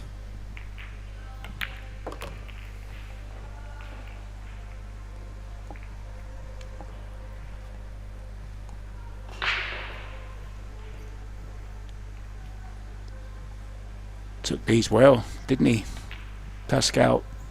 They weren't easy. Definitely wasn't. You can see the experience. The young Tobias Bongers, well, not that young anymore, but yeah, he has a lot of experience now, especially after the last year. 3 medals in the European Championships, 2 bronze, 1 gold.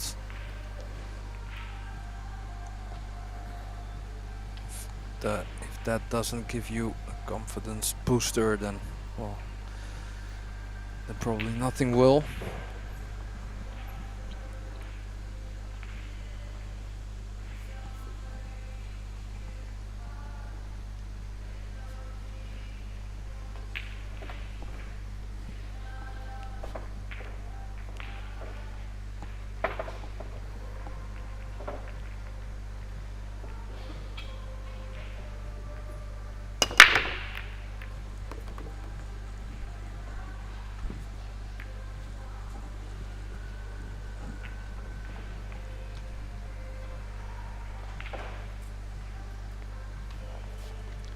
It might be worth Tobias just having a look at Stefan's break, because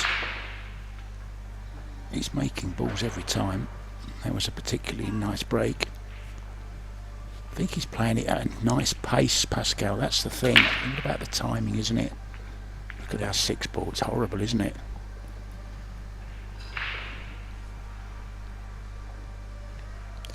Yeah, you would like to have stripes here, knowing that you know if you would miss a shot, then Bond still has the 6. Well, maybe if it's close enough to the point, you can shoot it. If you shoot it firm enough, you can shoot it, you know, through the point. But I think it's too much out of the pocket there.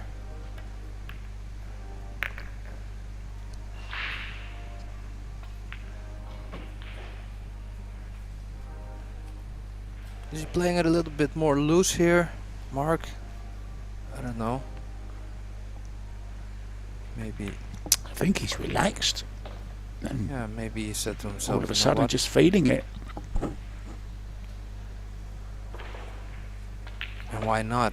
You know, he's breaking better. So if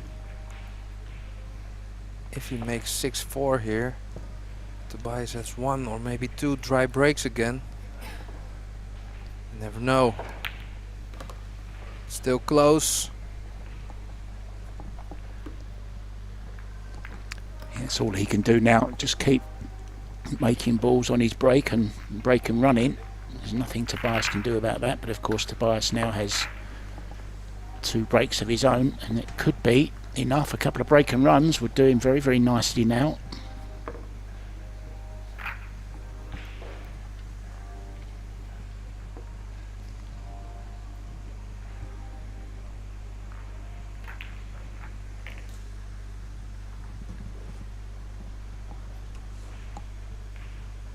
See how easy the balls just slot into their little indentations on the table. And they're so small, those holes, that because I didn't see any, you know, ball in that area that rolled away or something like that. It's just like really subtle, but deep enough to have a tight rack.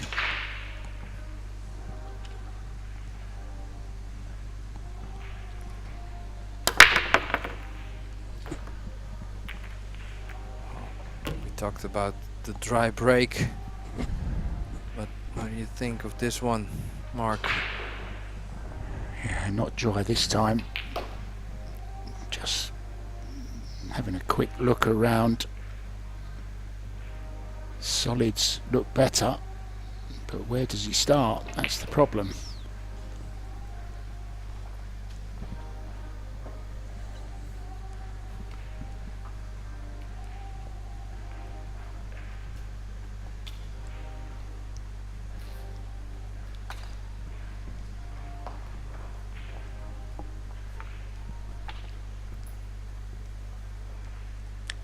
Looks like it's going to be stripes though.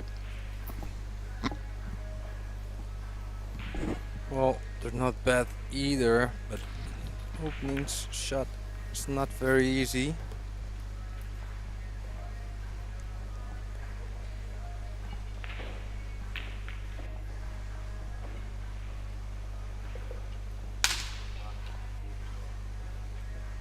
Looking to get on the hill with 1 break to come.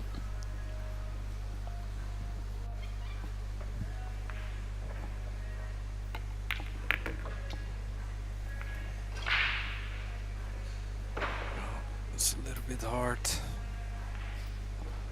And on the table, next to table 2, on table 1 you see Wojciech. Well, packing up his stuff. Already finished.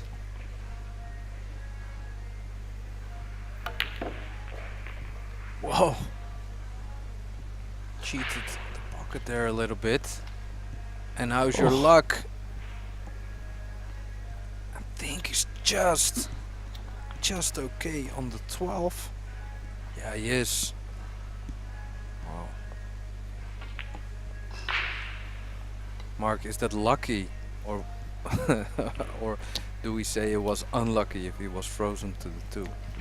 Yeah, I think he would have been unlucky if he hadn't have had a look at this. Played a terrific shot to get even close to these 3 stripes.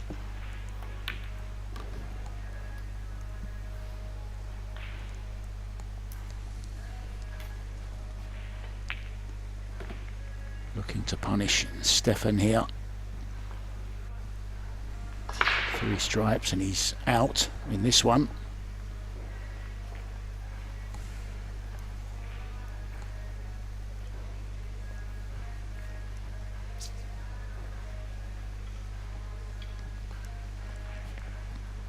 Time.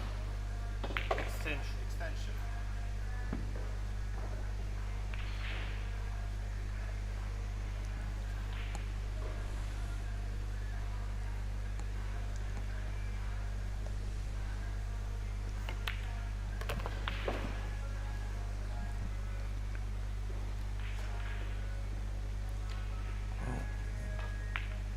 Is he looking at the 9 there?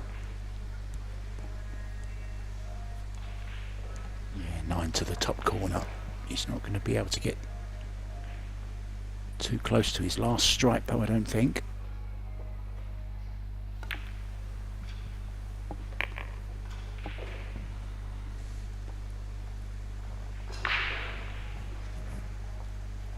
If he's dead straight on this, just stop the cue ball, maybe draw back a little bit, but not too much.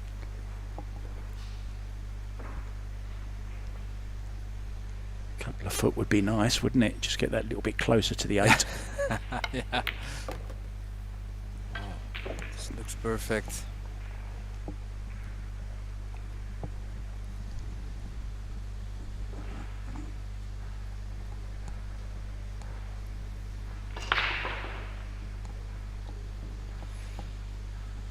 And this 8 ball to get on the hill.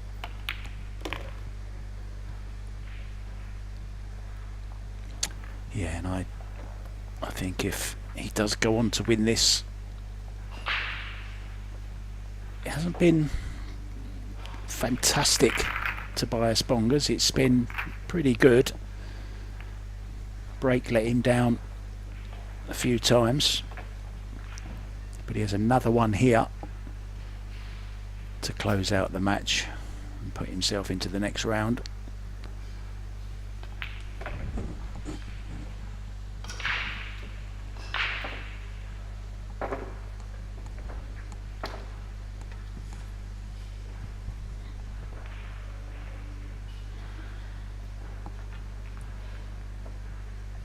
Remember guys, plenty more action still to come today.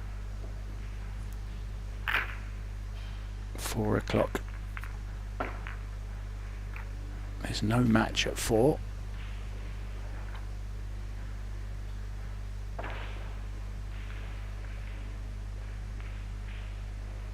It's 2:15 is our next match.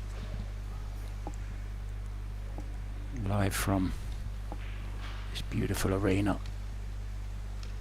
in Slovenia. So it took a little bit longer racking those balls this time, Pascal, didn't he? Making sure he's getting them nice and tight. Yeah. Well, fair game. It's an important rack, this one. Can close out the match here. Oh, Cue what a ball's break. good. What a break. What a break that is. I think he's best of the match so far. He's safe. But how is he on a ball? How is he here, Pascal? Wow. I think he only has the stripe into the top left or bottom left from this point of view, or a long one. Don't think he's on anything here. No.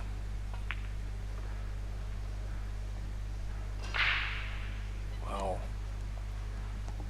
Such a good break. Yeah, just had a little bit of top spin, which after stopping found more momentum.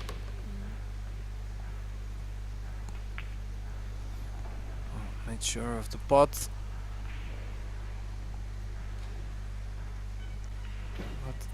Now, has he got an angle Out of the here, woods Pascal? yet. Can he drop onto the, can he nudge into the 3 here to nudge the 3 on? Has he got the angle? That would be, yeah, that would be the key to this rack. Oh no, he didn't have it. He has other ideas. Yeah, anything but straight was good for him. And guess what?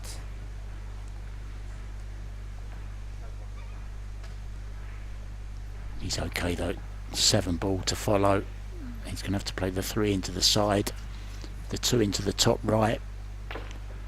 But then I'm he's not going to sure have to if leave the- himself a long cut on the 8, I think.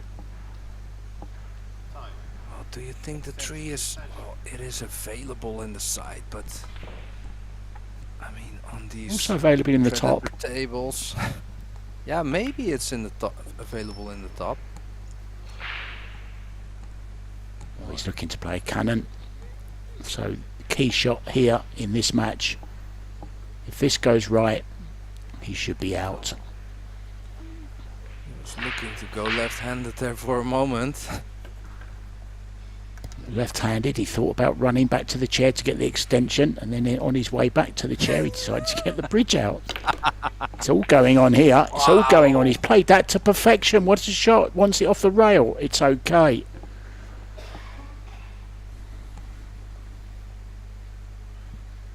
Well, still not an easy one. Bridging over the pocket or close to the rail. A little bit of an awkward angle, this one. Made sure of the pot ball. Hit that. How sweet did he hit that? Yeah, looking like it's Something. all over here. Slide this 2 down the rail, back to the centre of the table for the 8, and it should be all over. If anything, he's going to have to work on his break. But this one was sublime, wasn't it? Followed it up with a difficult first shot. And it hasn't been an easy rack to run, this one. But he does so and comes away with the win. 8-4, quite comfortable in the end. We're back with more action, guys, coming for you very, very soon. 2:15. I'm Mark White, and with me in the booth was Pascal de Schmidt. Thank you so much for joining us, and we'll see you for the next one. Ta-da for now.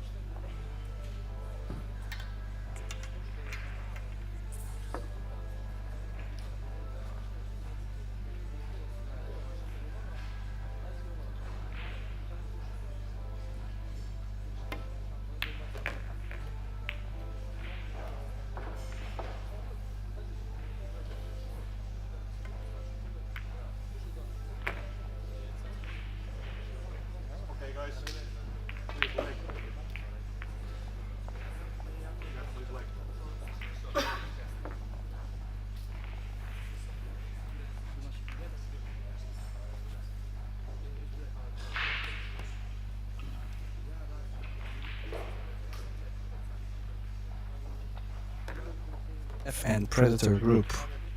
Our next match for today is a first winners round match between Arseny Sebastianov from Finland and one of world's best players, Mario He from Austria. My name is Tim de Ruyter and I will be accompanied by my good friend and colleague Pascal de Smit. Welcome, Pascal. Hey Tim. Oh, great to be here. As always. Great matchup here.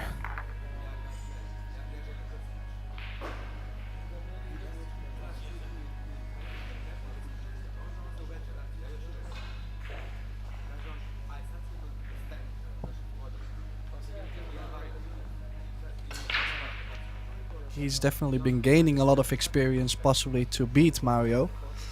But from my own experience, I have played Mario a couple times and he's just such a super all-round player. So yeah, to beat Mario, Arseny will have to play well, but it's not impossible. He definitely has a chance. Well, if anything, good start here for Arseny. Try break from Mario.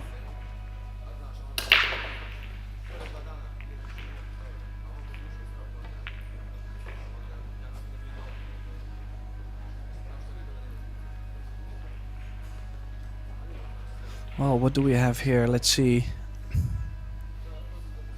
I do know the fact that Arseny likes to play pretty fast. I've seen quite some videos on socials as well where he's trying to beat the fastest run out record and stuff like that. So he likes to be pacey. So the shot clock is not gonna be any problem. No, I would really not see any problems for him. But on the other side, most of the time it's rotation, and 8-ball can be, I mean, it can be tricky playing the shot clock, not in these open layouts, but especially when there's a couple clusters. But this is a great chance to steal the first rack from Mario. It's a race to 8. We are alternating the break per 2 racks, so 2 breaks each.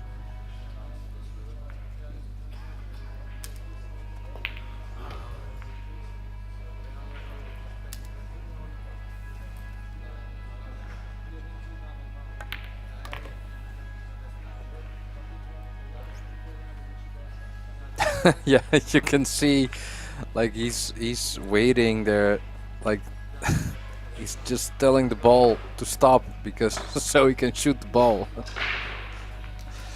least it kind of looks that way.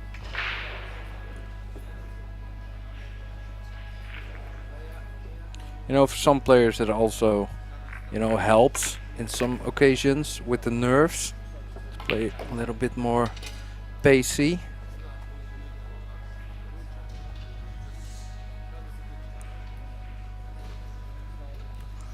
Yeah, and actually in the beginning, when I first seen him, I don't think he was this fast, but I think the more time he started to play, the more time he put into American pool, because originally he started off playing Kaisa, is a different type of pyramid in Scandinavia.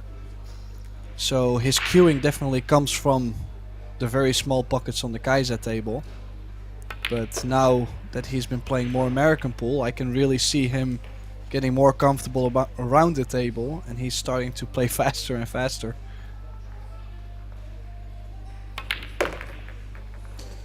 Well, it is definitely enjoyable to watch, I can say that.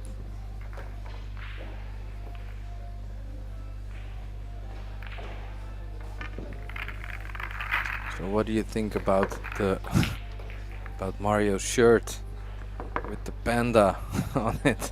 It looks really cool.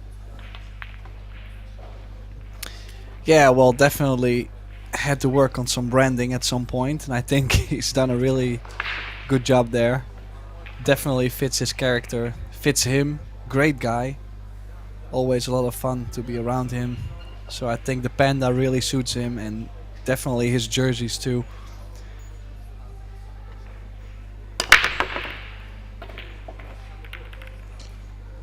Oh, missing those 2 balls behind the first ball in the side pockets. Maybe a little bit too much in it. I'm not sure. I've seen some other players in some other games today break a little bit softer with more success. It's always tough to say. Sometimes conditions also change a little bit.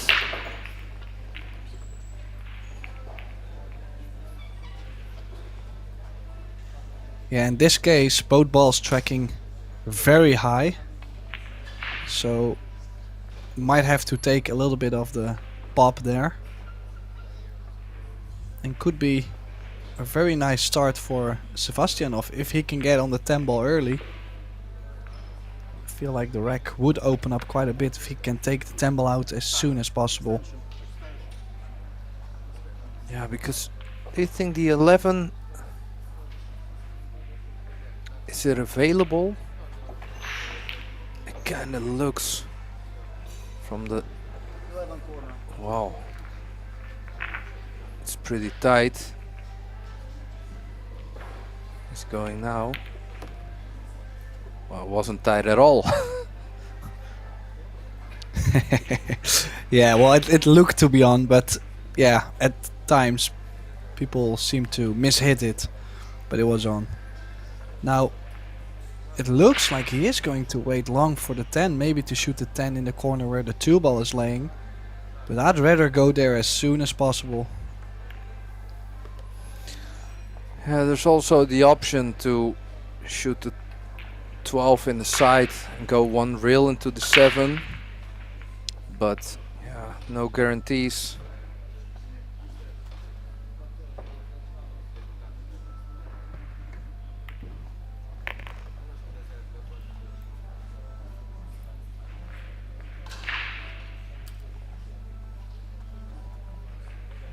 Could he float down? Yeah, right now. Well, I think he has a little bit of an in-between angle. This will be like a stun follow, or can he go forward 2 rails around the orange 5? No, he... Oh, it stays up. It stays up. Yeah, he was trying to hold the cue ball as much as possible to use the 9 ball to get to the 10. I mean, it was a very tricky position to be in, and a little bit lucky, a little bit fortunate for Mario, I mean, to get back to the table.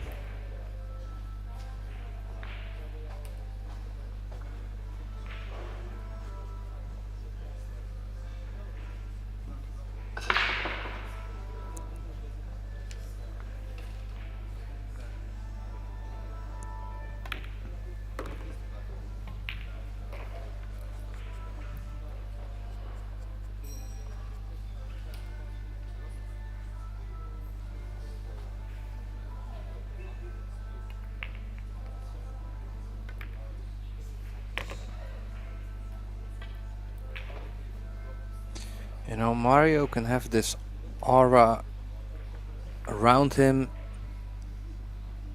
where you just don't feel like he's that impressed, and that he's like okay in the situation.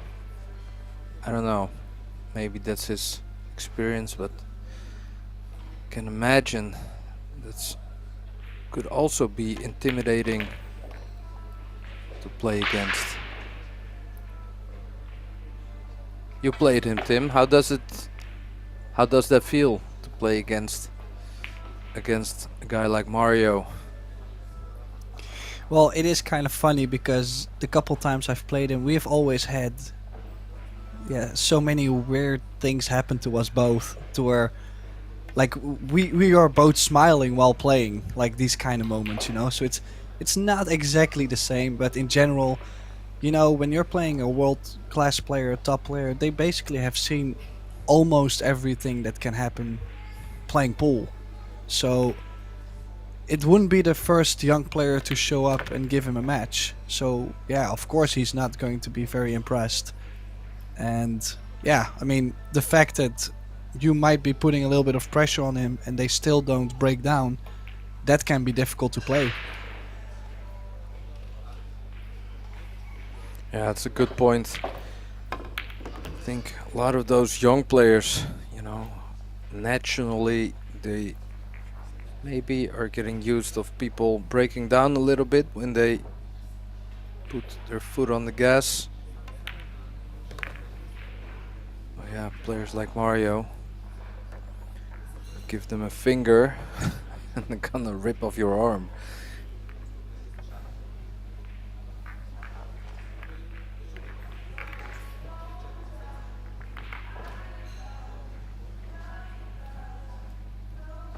Yeah, and also with that much experience they have on the top of the charts, yeah, they don't really crumble that much. If you take players like Mario, Ralph Suke, Niels, Fayen, these kind of players, they've seen so many young players come and go.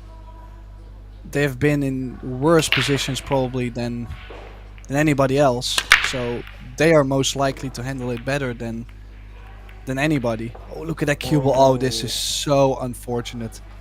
Wow. That was unreal. Sure, he drew the cue ball back to the short rail, but I think a ball stopped it right in the center of the table, and then the four-railer cut it into the side. That's just unreal. So a little bit of lifeline with the 2 and the 11.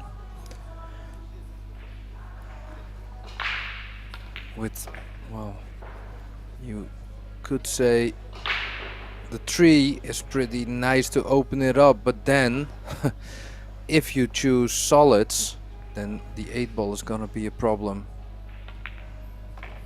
So it's pretty open, but not easy. Well, he is going for stripes.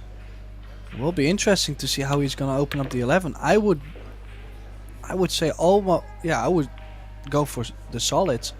Take the ball in hand to take out the 4, and then possibly a bank on the 2 ball, and then you have the 7 ball near to maybe nudge the 8 out early on. But he's going stripes, so let's see. Yeah, let's see how he handles. I mean, I see really no options on the 11 ball. Do you? Well, maybe big angle on the 12, where he is now. Somewhere around where he is now, and go 1 rail. It's not nice, but you know, I think that's the only option. Or maybe go. No, I don't think with the 9. I think the 1 is in the way for the 1 rail. Yeah, missed it. It was never easy. Yeah, makes no sense to. I mean, I would never touch the 11 ball in this position. No, me neither. And I mean, I'm not even sure if he can get to the 9. So it's like, are you gonna kick at the 9? Probably no. But any safety you're gonna play off the 11 is going to open up the 2. And How leave about an intentional probably a shot? Like maybe lock up the try to play a ball towards the 8 or in front of the 8. Yeah, maybe the 5 ball. Maybe bank the 5 ball 1 rail, try to get it above the 8 near the rail, or maybe into the 8 where they get together. Yeah, something like that, and then leave the. Or clip the 11, a little bit more aggressive, go 2 long rails. Yeah, to the. Oh, not to the corner! I want to say to the short rail, but yeah. So, still early days for Mario as well.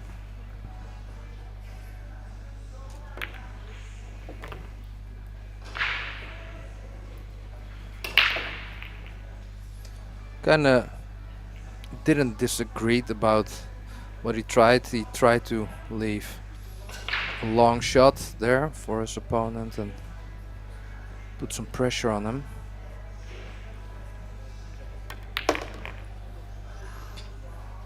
Yeah, pretty open position though for Arseny. Of course, with the ball in hand. I mean, ball in hand always makes 8 ball so much easier to target.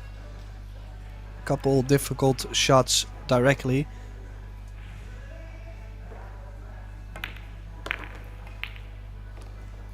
Now I think it's interesting though, the fact that he waited quite long with the 2-ball.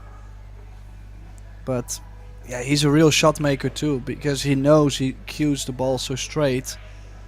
He plays a little less positional, but that is just shocking. I mean, I might have jinxed him there. Sorry, Arseny. But that, I mean, I don't think you would have expected that either. I think it's nice that you took some responsibility there. Because, but yeah, it tells you something about maybe what we talked about some pressure maybe. You know, playing one of the best European players at the moment. I don't know, you're young, you want to prove yourself.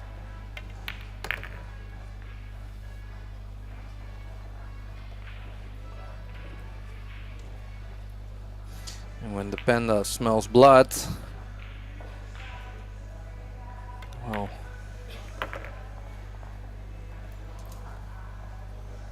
most of the times that doesn't end up well for you. Yeah, so it is Mario who pulls one back on Arseny's break. So far, the break has been a little bit interesting for both of them. Now, Arseny did make the 2 balls in the side but scratched. So he must have a little better feeling about the break than Mario. But they are sharing games so far. The Austrian up 2-1. You think he's drawing intentionally? Because it's second time already.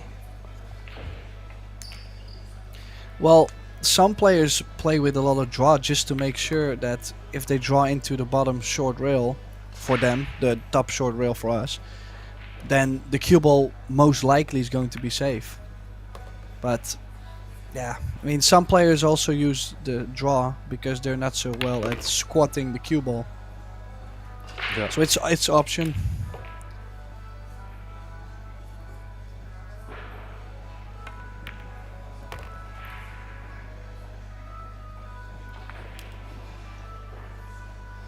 And look at this. I mean, he had such a nice layout too.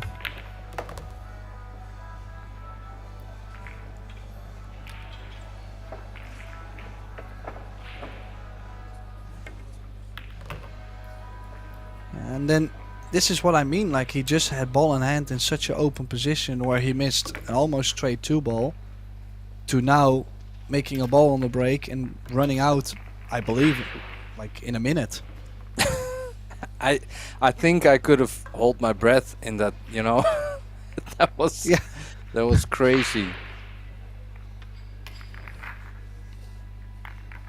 Yeah, so just to show, maybe it was kind of a nervous moment. The last rack he just got the ball in hand in, but yeah, so far it's been a little bit of a crazy encounter between the two of them. Mario not making a ball on the break is also something I'm not used to. Oh, he's going to open bridge now. Yeah, he's trying to do the same thing as Arseny did, but I think he has made a come ball. up dry. Or No.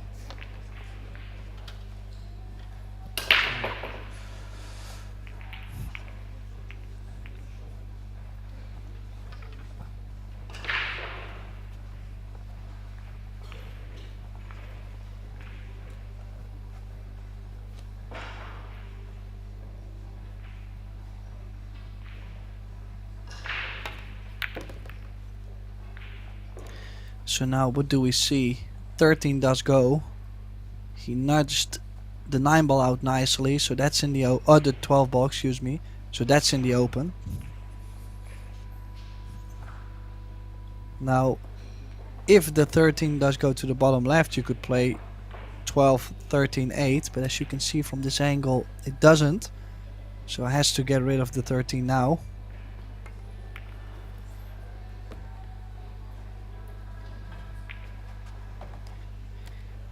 It's difficult to win a match of 8-ball if you have no break, and so far, I mean, Mario is still hanging in there so far in this match, but could be getting tricky if he keeps to, well, not make a ball on the break. If he fails to make a ball on the break, things can be super tough for Mario this match. Extension. Yeah, agree. In the meantime, slightly straight on the 10. So it's going short side.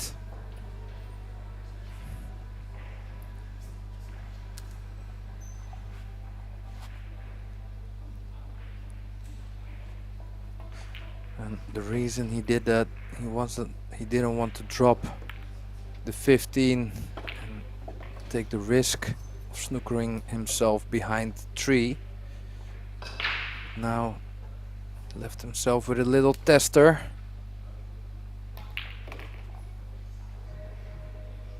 Big shot coming up.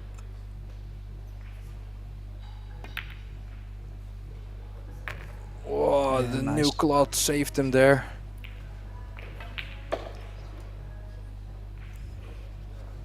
Well, it's also a matter of knowing when to play pocket speed and when not to.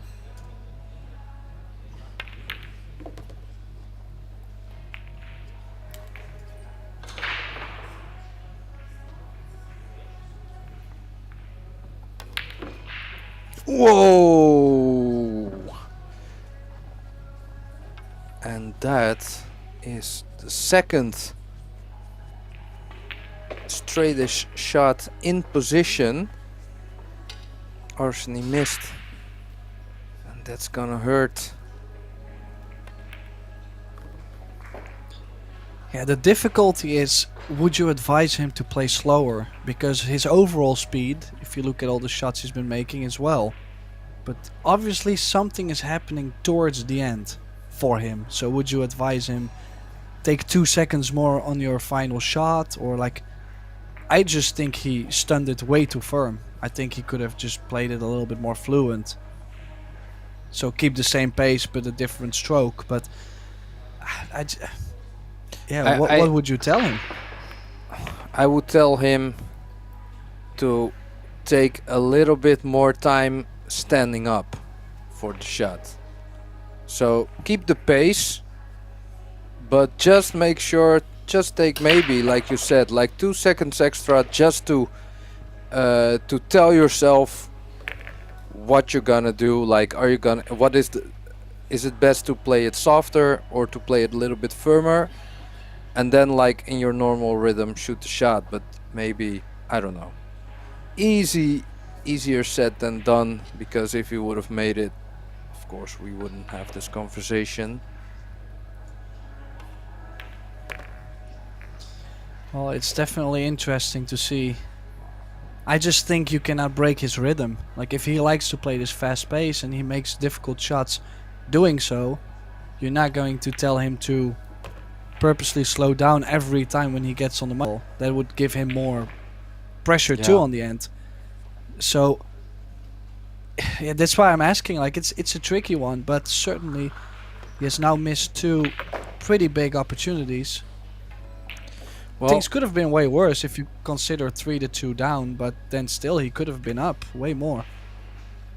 well, thinking about the 8-ball he missed, it kind of, maybe I'm wrong, but I think he took a little bit more time being down on the shot. When he was down, I think he pre-stroked a few times extra compared to his other shot. So maybe you could also say that he himself broke his own rhythm a little bit. And that maybe if you see you're pre-stroking more than you normally do in your other shots, then that's a sign to stand up maybe.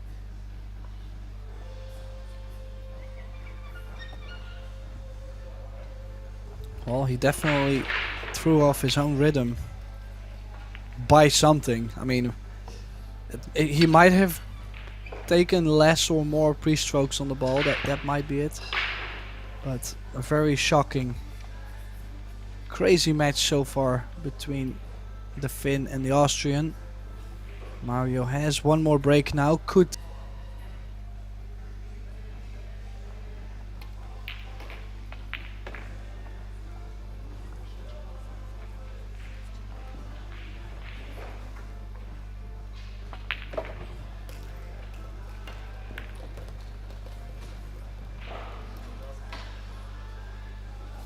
So, what are we looking at?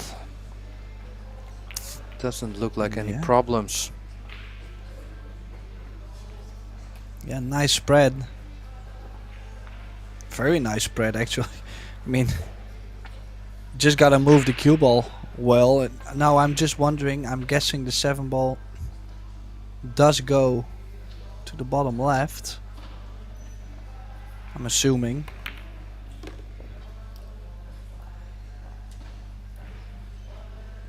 Well, he decided to go 6-4-1, 5-3-7-8 or 7-3-8, but he landed a little bit more angle on the 4, so he will have to choose the 1 ball. He doesn't like to be bridging over the 9.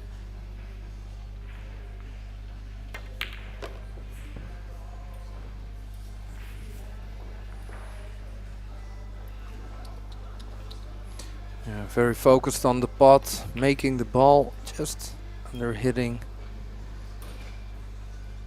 Shouldn't be a problem, you know, cutting on the new cloth, but likes to go to the 5.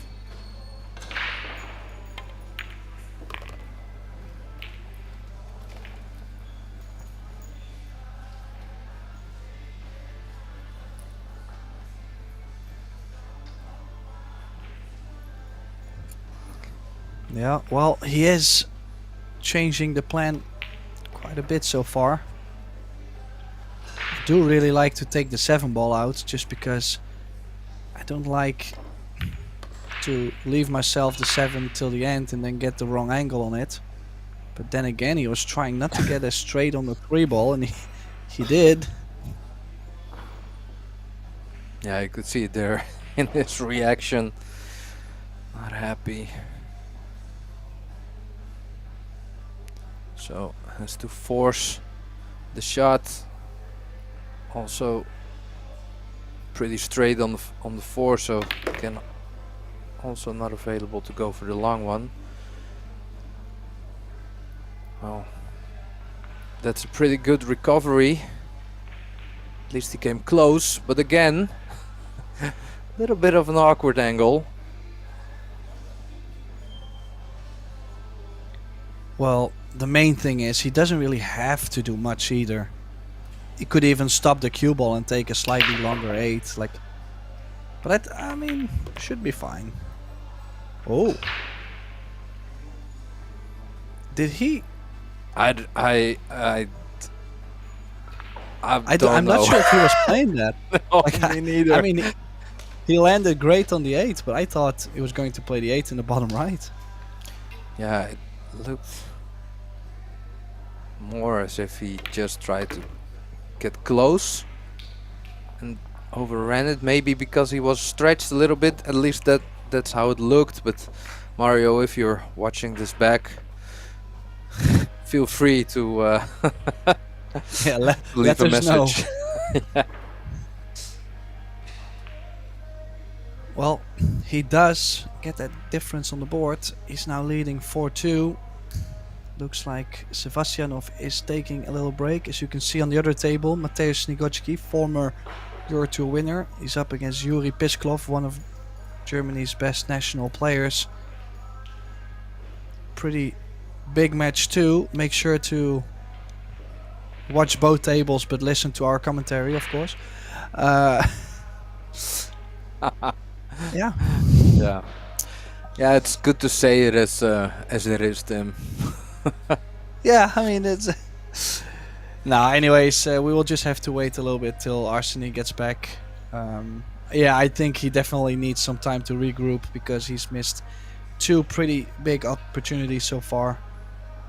Okay, so Tim, you are Arsenie's coach, and he's coming to the bathroom. I don't know. Are you allowed to coach in between, or get coached in your timeout? Yes, for sure. So okay, so he's coming to you. He says, Coach Tim, I got bigger problem. What do I do? Well, What are you I gonna probably advise would. him? I probably would advise him, just in general, to play a little slower, just slightly. Like, maybe double check a ball a little bit more. Like especially the straight two ball he had. I feel he just automatically dropped down and winged at it instead of just making sure to get the job done. Work a little bit harder. I think in general, 8 ball, of course, it can't be played like super pacey, but then it's a little bit tough when you're in like a more problem rack. So then all of a sudden you kind of are in this really pacey rhythm, which you don't want to leave, probably. And then you have this really tough layout. I think that's tough. I think that's why maybe the pacey players are a little bit better off playing rotation, 9 ball, 10 ball. I think for 8 ball you need to, well, all the really good 8 ball players I think can switch a little bit more, maybe in between different styles of play, different pace. Yeah, I think so too. I mean, if I look at like the great players that can play all games great, you can definitely see different styles within one player, which there's a lot of people on this planet that can play good 9 ball, for example, because they can just run around the table and keep the arm hot. But that's just not always the case in the other games. So I mean, I think it would be the best advice for Arsenal to play. I mean, it doesn't have to be a lot slower, but just to walk an extra round around the table, or just aim the ball, just focus a little bit more on the aiming, instead of trying to do it automatically. Okay, so maybe he was very smart and got his phone in his timeout. Listen to your comment. Well, I'm hoping he didn't, but let's see. That would be super funny if he told us like, yeah, I was on the toilet listening to you guys, and then it helped me so much. That was, which is never gonna happen ever. Yeah. Couldn't miss a ball straight after beat Mario 8-4. Yeah, that would be legendary. And then the we commentary coaches, they could call us the commentary coaches. Yeah, let's not get ahead of ourselves. Well, that's definitely never gonna happen. So let's just try to focus on what we're here for. But yeah, that would be funny. Now, he's gonna open up the 13. No, ooh. I liked what you said there, because I think it was there.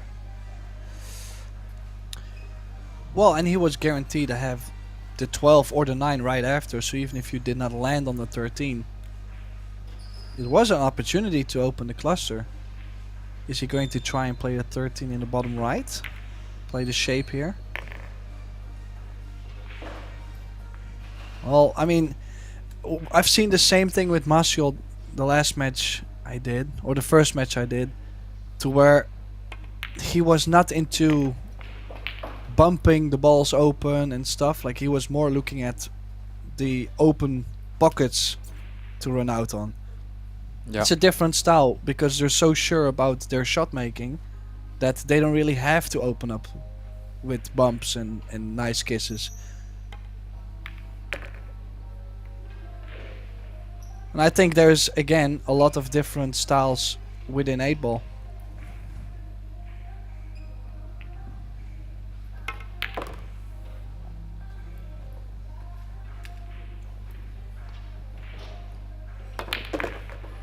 Well, he definitely didn't listen to us.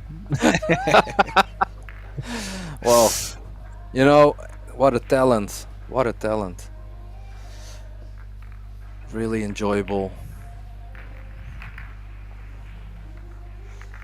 Yeah, it could be very dangerous playing 8-ball. I mean, like if you play rotation, there's still a lot of defense, and you have to be a good jumper, good breaker, good kicker. But in 8-ball, you don't have to use like a lot of kicks, bangs, jumps. The break is huge though, but I think it might be a little easier also compared to most of the 9-ball formats. So he could be a very dangerous contender for this tournament.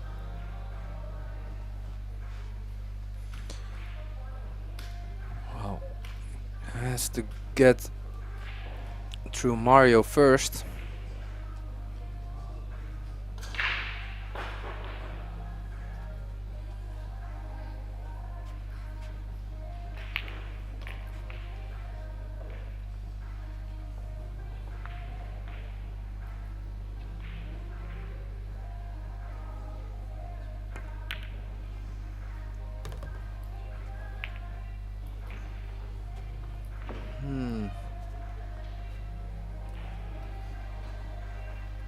I think he's a lefty, right? Yeah, I do believe so, yes. Yeah, so this is not easy for him. So is he going with the bridge or accepting the tree maybe? Well, it looks like he's shooting the 3-ball.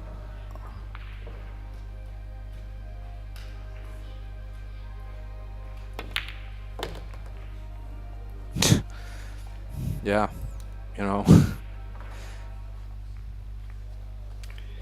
Yeah, but that's the thing, you know. In general, someone that cues this straight is going to play less position, less shape, less bumping the balls, and more, yeah, shoot straight and pocket balls. It's a different style, but definitely can be effective. Now, the only tricky thing is, and you see it now, is he just started thinking about the 5-ball, and the 5-ball doesn't go in all the corners. Like, it doesn't go in this side. The 1-ball is blocking to the left. The 11 is, I believe, blocking to the right. The 12 is blocking the 5-ball to the bottom right. Where does it go? Oh, Yeah, yeah, but this is maybe exactly it just what I'm went, saying. but yeah, I kind of like. Maybe it was okay to go for the 1, and I don't know. Yeah, sorry, Tim, I interrupted you. No, it's okay. The point being is that I think he started to look around too late because he likes to play fast. If he walked around in the beginning of the rack and then played fast, he probably knew the 5-ball didn't go. Yeah. Well, that's a fair point. I was just commentating on Tobias Bongers, and you know, he is super calculated. I think he would never have not know that it doesn't go because he just looks at everything, like he uses up. He plays within the shot clock, of course, but he uses it very wisely, I think. And of course, less flashy, pacey play, but very effective.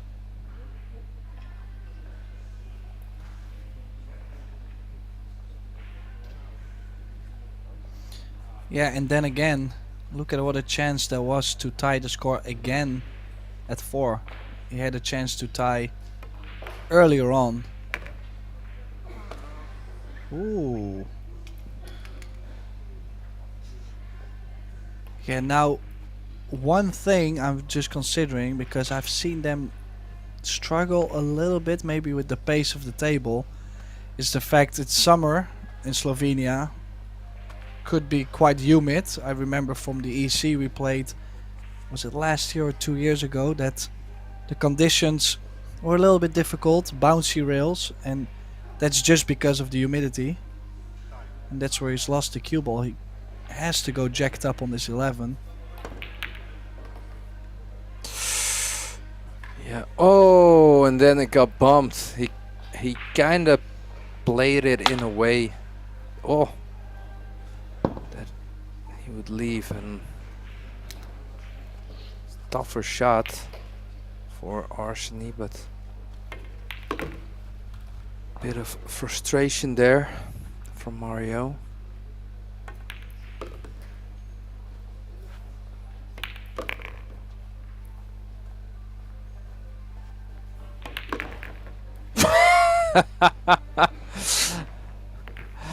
Well, I think his tip hit the cue ball at the same time his hand touched the table.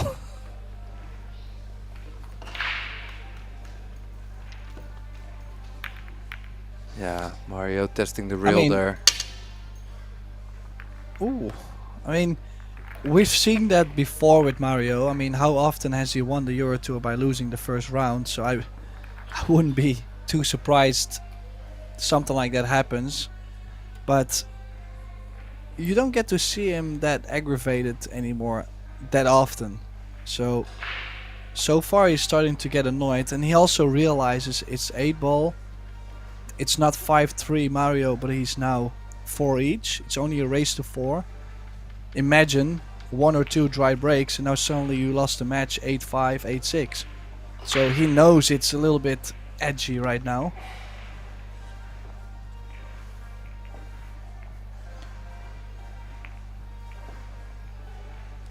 Yeah, needs to leave those thoughts. Last break was good.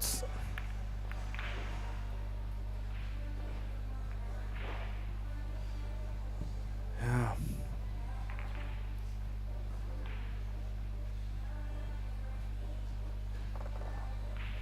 Well, does manage to make a ball.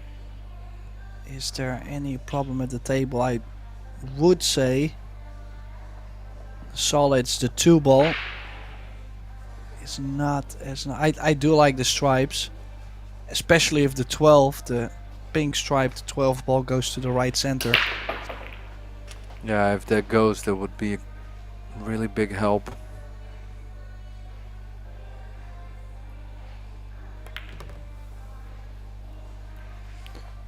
Well, now I really hope it goes for Mario, but obviously wouldn't have played it like this if it doesn't.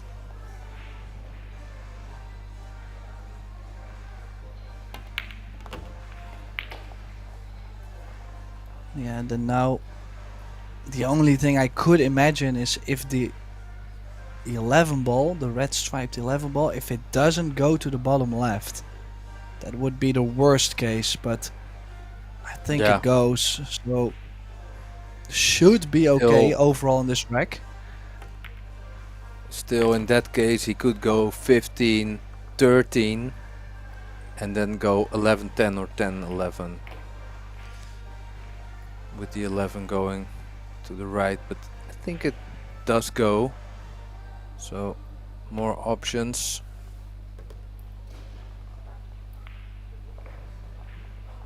Yeah, and then still he could play 13-10, stay on the left side of the 11, and then play 11-8. He's got so many options here. So, you know, sometimes that can also, you know, when every option is really easy, you have to pull the trigger in what you're gonna do, and you know, make a decision. Sometimes that can be easier when you play rotation, because there's only one option.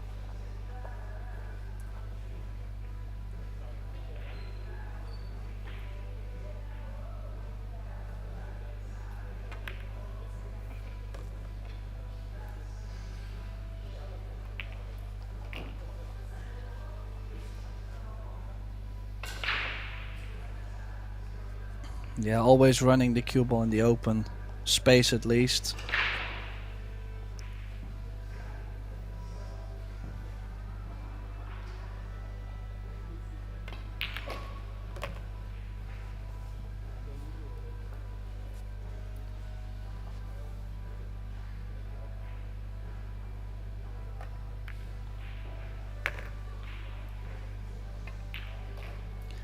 And straight on the 8, so he does capitalize on his own first break of the 2.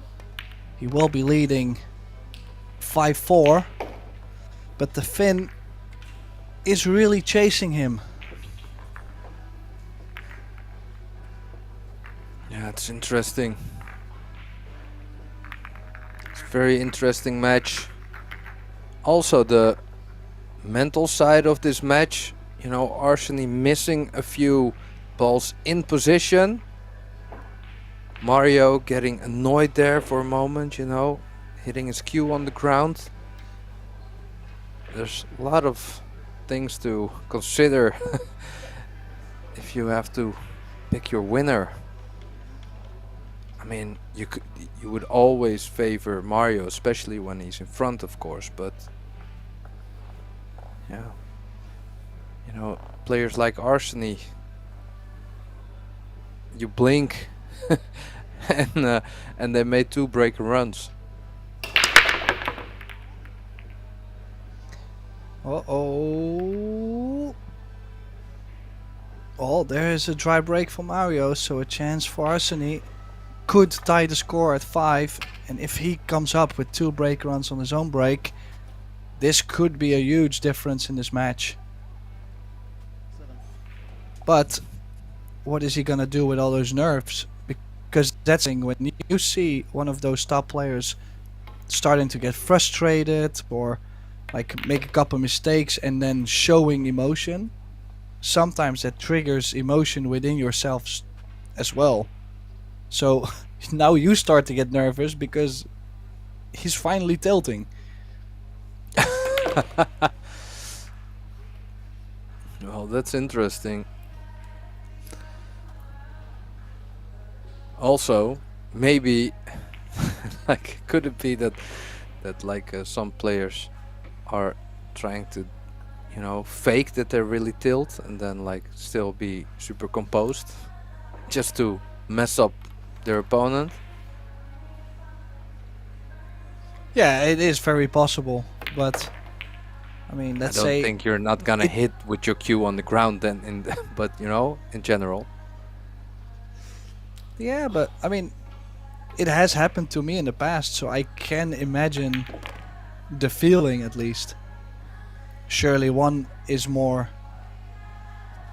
yeah, a little bit more sensitive to feel that than another, but it also comes with a lot of experience too. You know, the more you've seen it, the more you get used to it, and then it's all experience. And another 3 stop shots to tie the score at 5, and he took a little bit more time there to get the job done.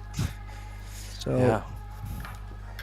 Sebastianov levels the score at 5. He does have 2 breaks coming, so if he can get 7-5 up, he's going to put a lot of pressure on Mario, especially on his break. Yeah, this match has turned very interesting. 5-5. And our colleague Graham Hickman said it in the chat. I wonder if Arseny has a lunch reservation. Man, he is playing fast. Yeah.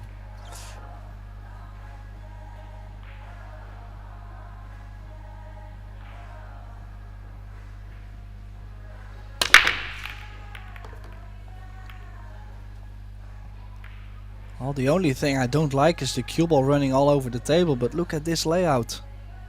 The spread is good. almost He's wide making open. a ball.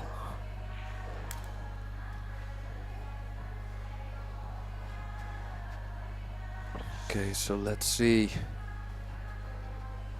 7 is a little bit awkward. To together with the 6. Well, I don't But- think he has a stripe to start. No, I mean, that was... Unless he wants to take on the combination, but... No, I'm afraid he has to go solids here. Forced to go solids.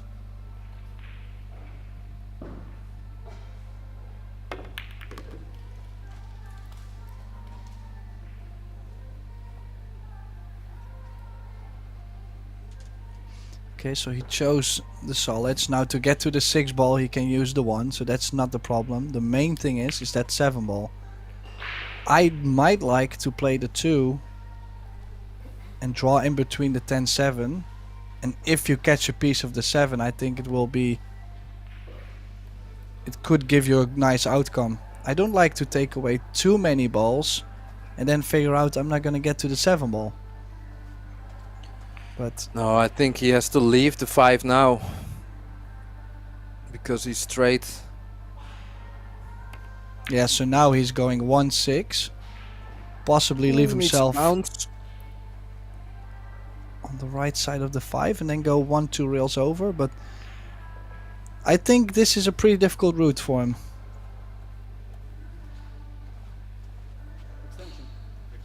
Well, he's looking at playing position for the 7 right now, but it's a pretty sensitive shot. Also have to consider the 14. Also have to consider the 14. Ooh, Ah, it got him. yeah, that was always gonna be a big ball.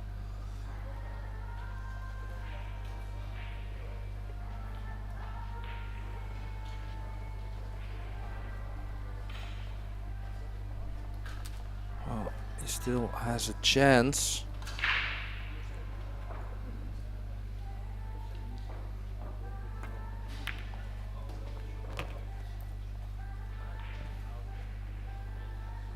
Well, anything but straight. I think he just has a really small angle, so yeah, stunning to drop above the 7, or like stun draw to shoot the 7 in the same hole.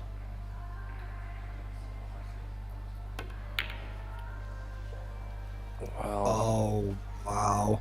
And this is weird too, you know, he's missed it on the thick side, even though he was trying to stun the cue ball over more to play the 7 in the left center or in the bottom left corner. So why would he have missed it on the thick side? I just really think he takes his eye off the shot sometimes in these occasions. well, yeah, that's interesting. The only thing I can think of is maybe that he kind of got that it deflected with that he played with left, but why would you play it with left when you I don't know. Yeah, I think you're right. Well, the main thing is too, we're now 10 games in. You would assume that the players now have figured out the curve of the cue ball playing with left or right spin on this cloth. So even if he had played with spin and that caused him to miss, then still I'm just surprised he's missed the similar shot 3 times this match. Yeah, Mario's not gonna give this one back to Arseny, that's for sure.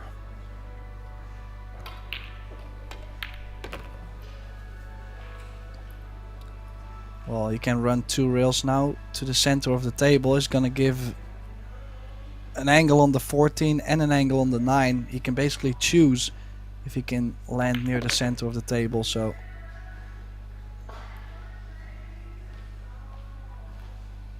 yeah, you can see he's not too happy with his speed control. Every time he's using a couple rails, that cue ball just runs a little bit further than he likes it to be. Now I kinda still feel the 14 more, because any cut you make on the 9 gives you the 8. Well, he played it very good. Had such a small angle, got a a lot out of the cue ball.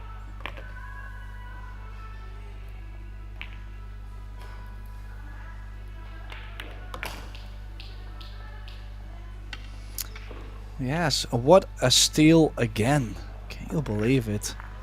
Arseny had 2 breaks to put himself on the hill first. Now with Mario winning the first of the 2 there, he takes the lead 6-5. The best thing for Arseny that can happen is to get it 6 each. But what a match. What a drama. Yeah, it is. It's a lot of drama. It's emotions, you know, fast-paced shooting, difficult layouts, misses. I mean, it's like a soap.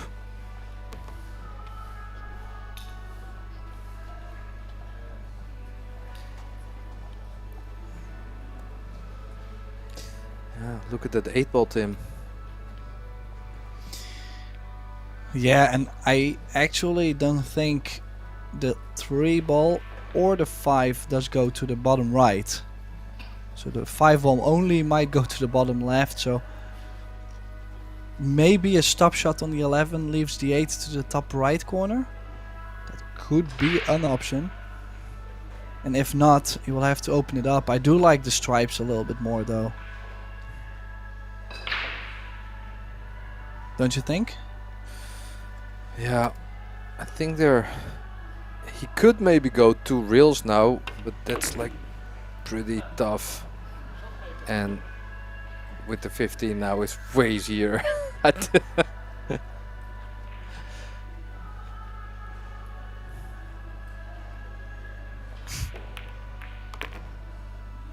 Wow. He has I a don't shot, mind the but shot. Yeah. It's tricky. I like the way he's played it, but he's now so awkward on this 11 ball to where I don't like it that much. I'm not sure if he can beat a bump on the 8 ball.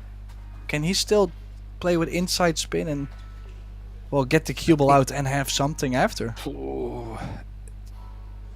I think if he plays neutral, he can maybe just miss it. Don't mind me. Well, the next thing, did he get the 9 ball, or does he have to play the 14 right in between the 1 and the 9? I think he has the 9 ball, but he has to draw back. Just makes it a little bit... Oh! Well, from this angle it looked as if that was harder.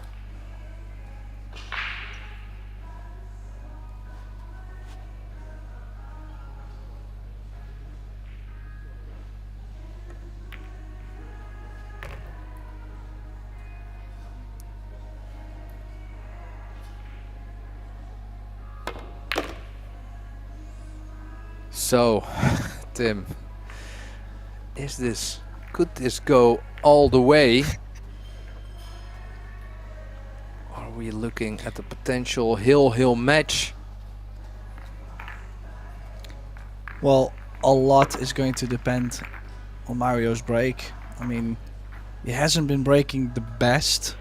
I'm not saying he was breaking the balls bad, but, well, in the end it's all about making balls on the break, and his succession rate, I mean, might be maybe 50% on the break. Or And maybe then- even less. Yeah, let's say it is 50, then that means we could definitely go 7 each on his break, with Arseny to break for the win. So he needs 2 good breaks to have his fate in his own hands. Okay, let's see. It's important moment. Well, 2 balls down, cue ball in the middle of the table. Is this the moment where the experienced pro is gonna stamp his authority on this match?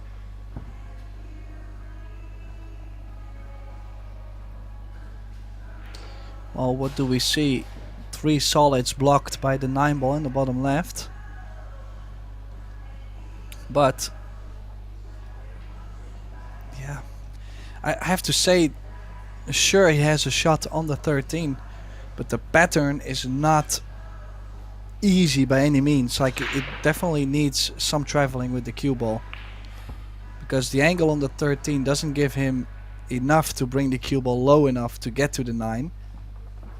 I would have liked to play 13, 9, 12, 11, 15 or 15, 11, 8, but I'm not sure if he can get low enough with this angle. I think he has to leave the 9. If the 9 was a little bit closer, he could have gone for the combination. But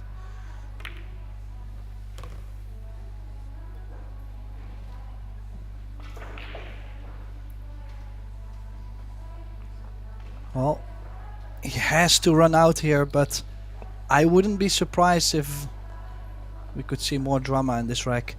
It's not laying easy.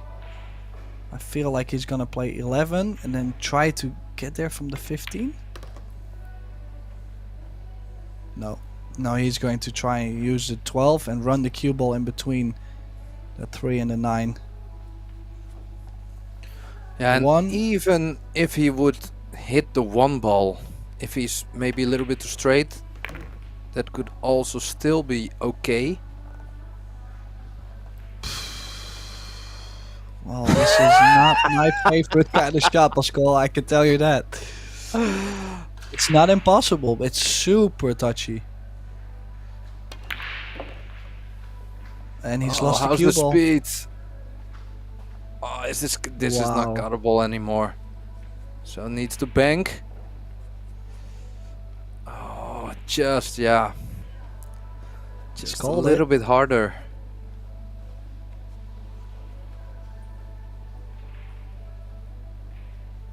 So how's your 1 pocket, Mario? Oh, he's hung the 9.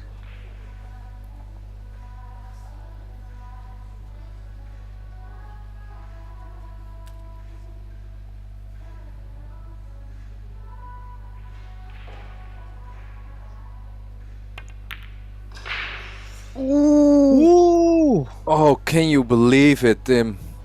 This match has written hill all over it. Oh. Probably if we're gonna ask Mario, he's gonna say, I'm gonna run out the next one, but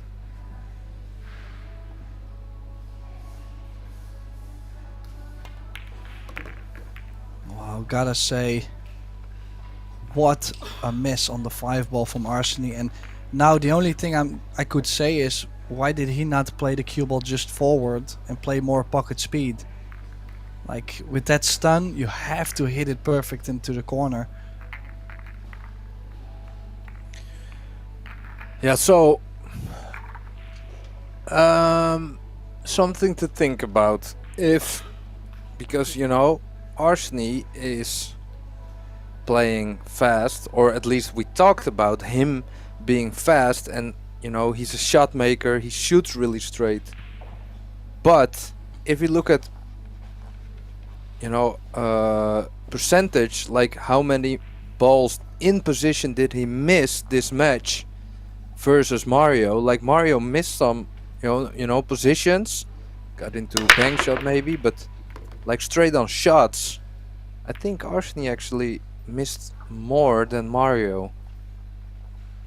Well, I'm quite sure actually, because he's missed 3, maybe 4 almost straight ins. As the 5 ball, same thing, was like a almost straight in shot. But I just think if he had played a different base, it would have slid in still. So I think there's a lot for him to take from this match. Win or lose, I think there's definitely some things he could take away from this match. And Mario making a couple balls on the break, this could be it for the match. And I think Mario really raped to this match if he manages to finish, because also his performance was not the best so far.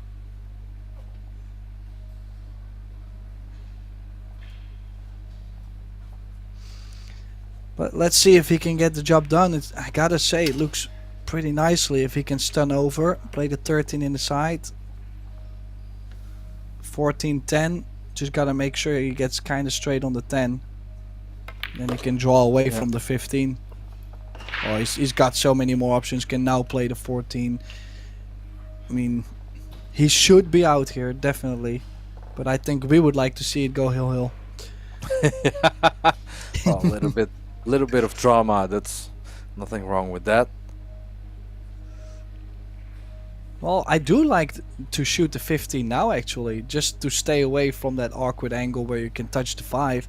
You're guaranteed to have the 10, the 13 or the 14 if you draw back from the 15.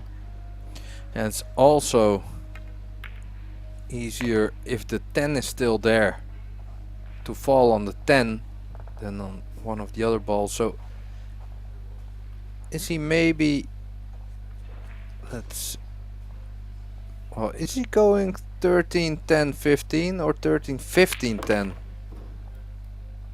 Well, now he's probably going 15, 10. Yeah, I'm not a big fan of this 10 ball no more. Oh, is he able to? Oh, this is dangerous if you gonna try to spin it in like kill the cue ball. This is touchy. Oh, he could roll it in. Wow. Well, he He's has judged. played it really well.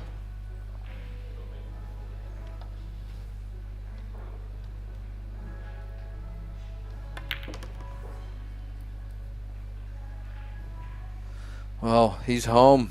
This 8 ball for the 8-6 win over Arseny.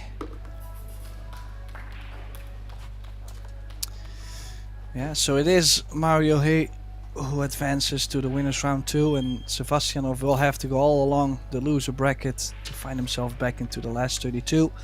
Thank you, Pascal de Smit, and it was my pleasure to be here as Tim de Ruyter, and we would love to have you back at 5:45 local Slovenian time, because we've got plenty more action to come, not only today but the next 10 days, I believe so. So make sure to follow all our channels and stay tuned. See you soon.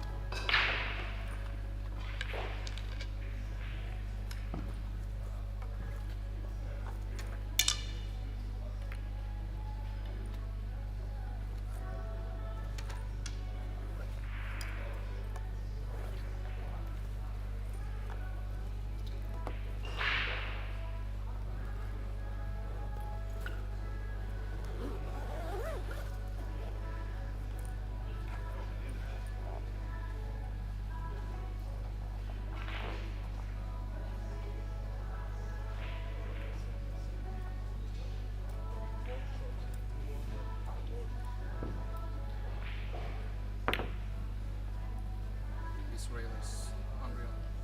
It's very fast. Yeah, upper rail is very fast.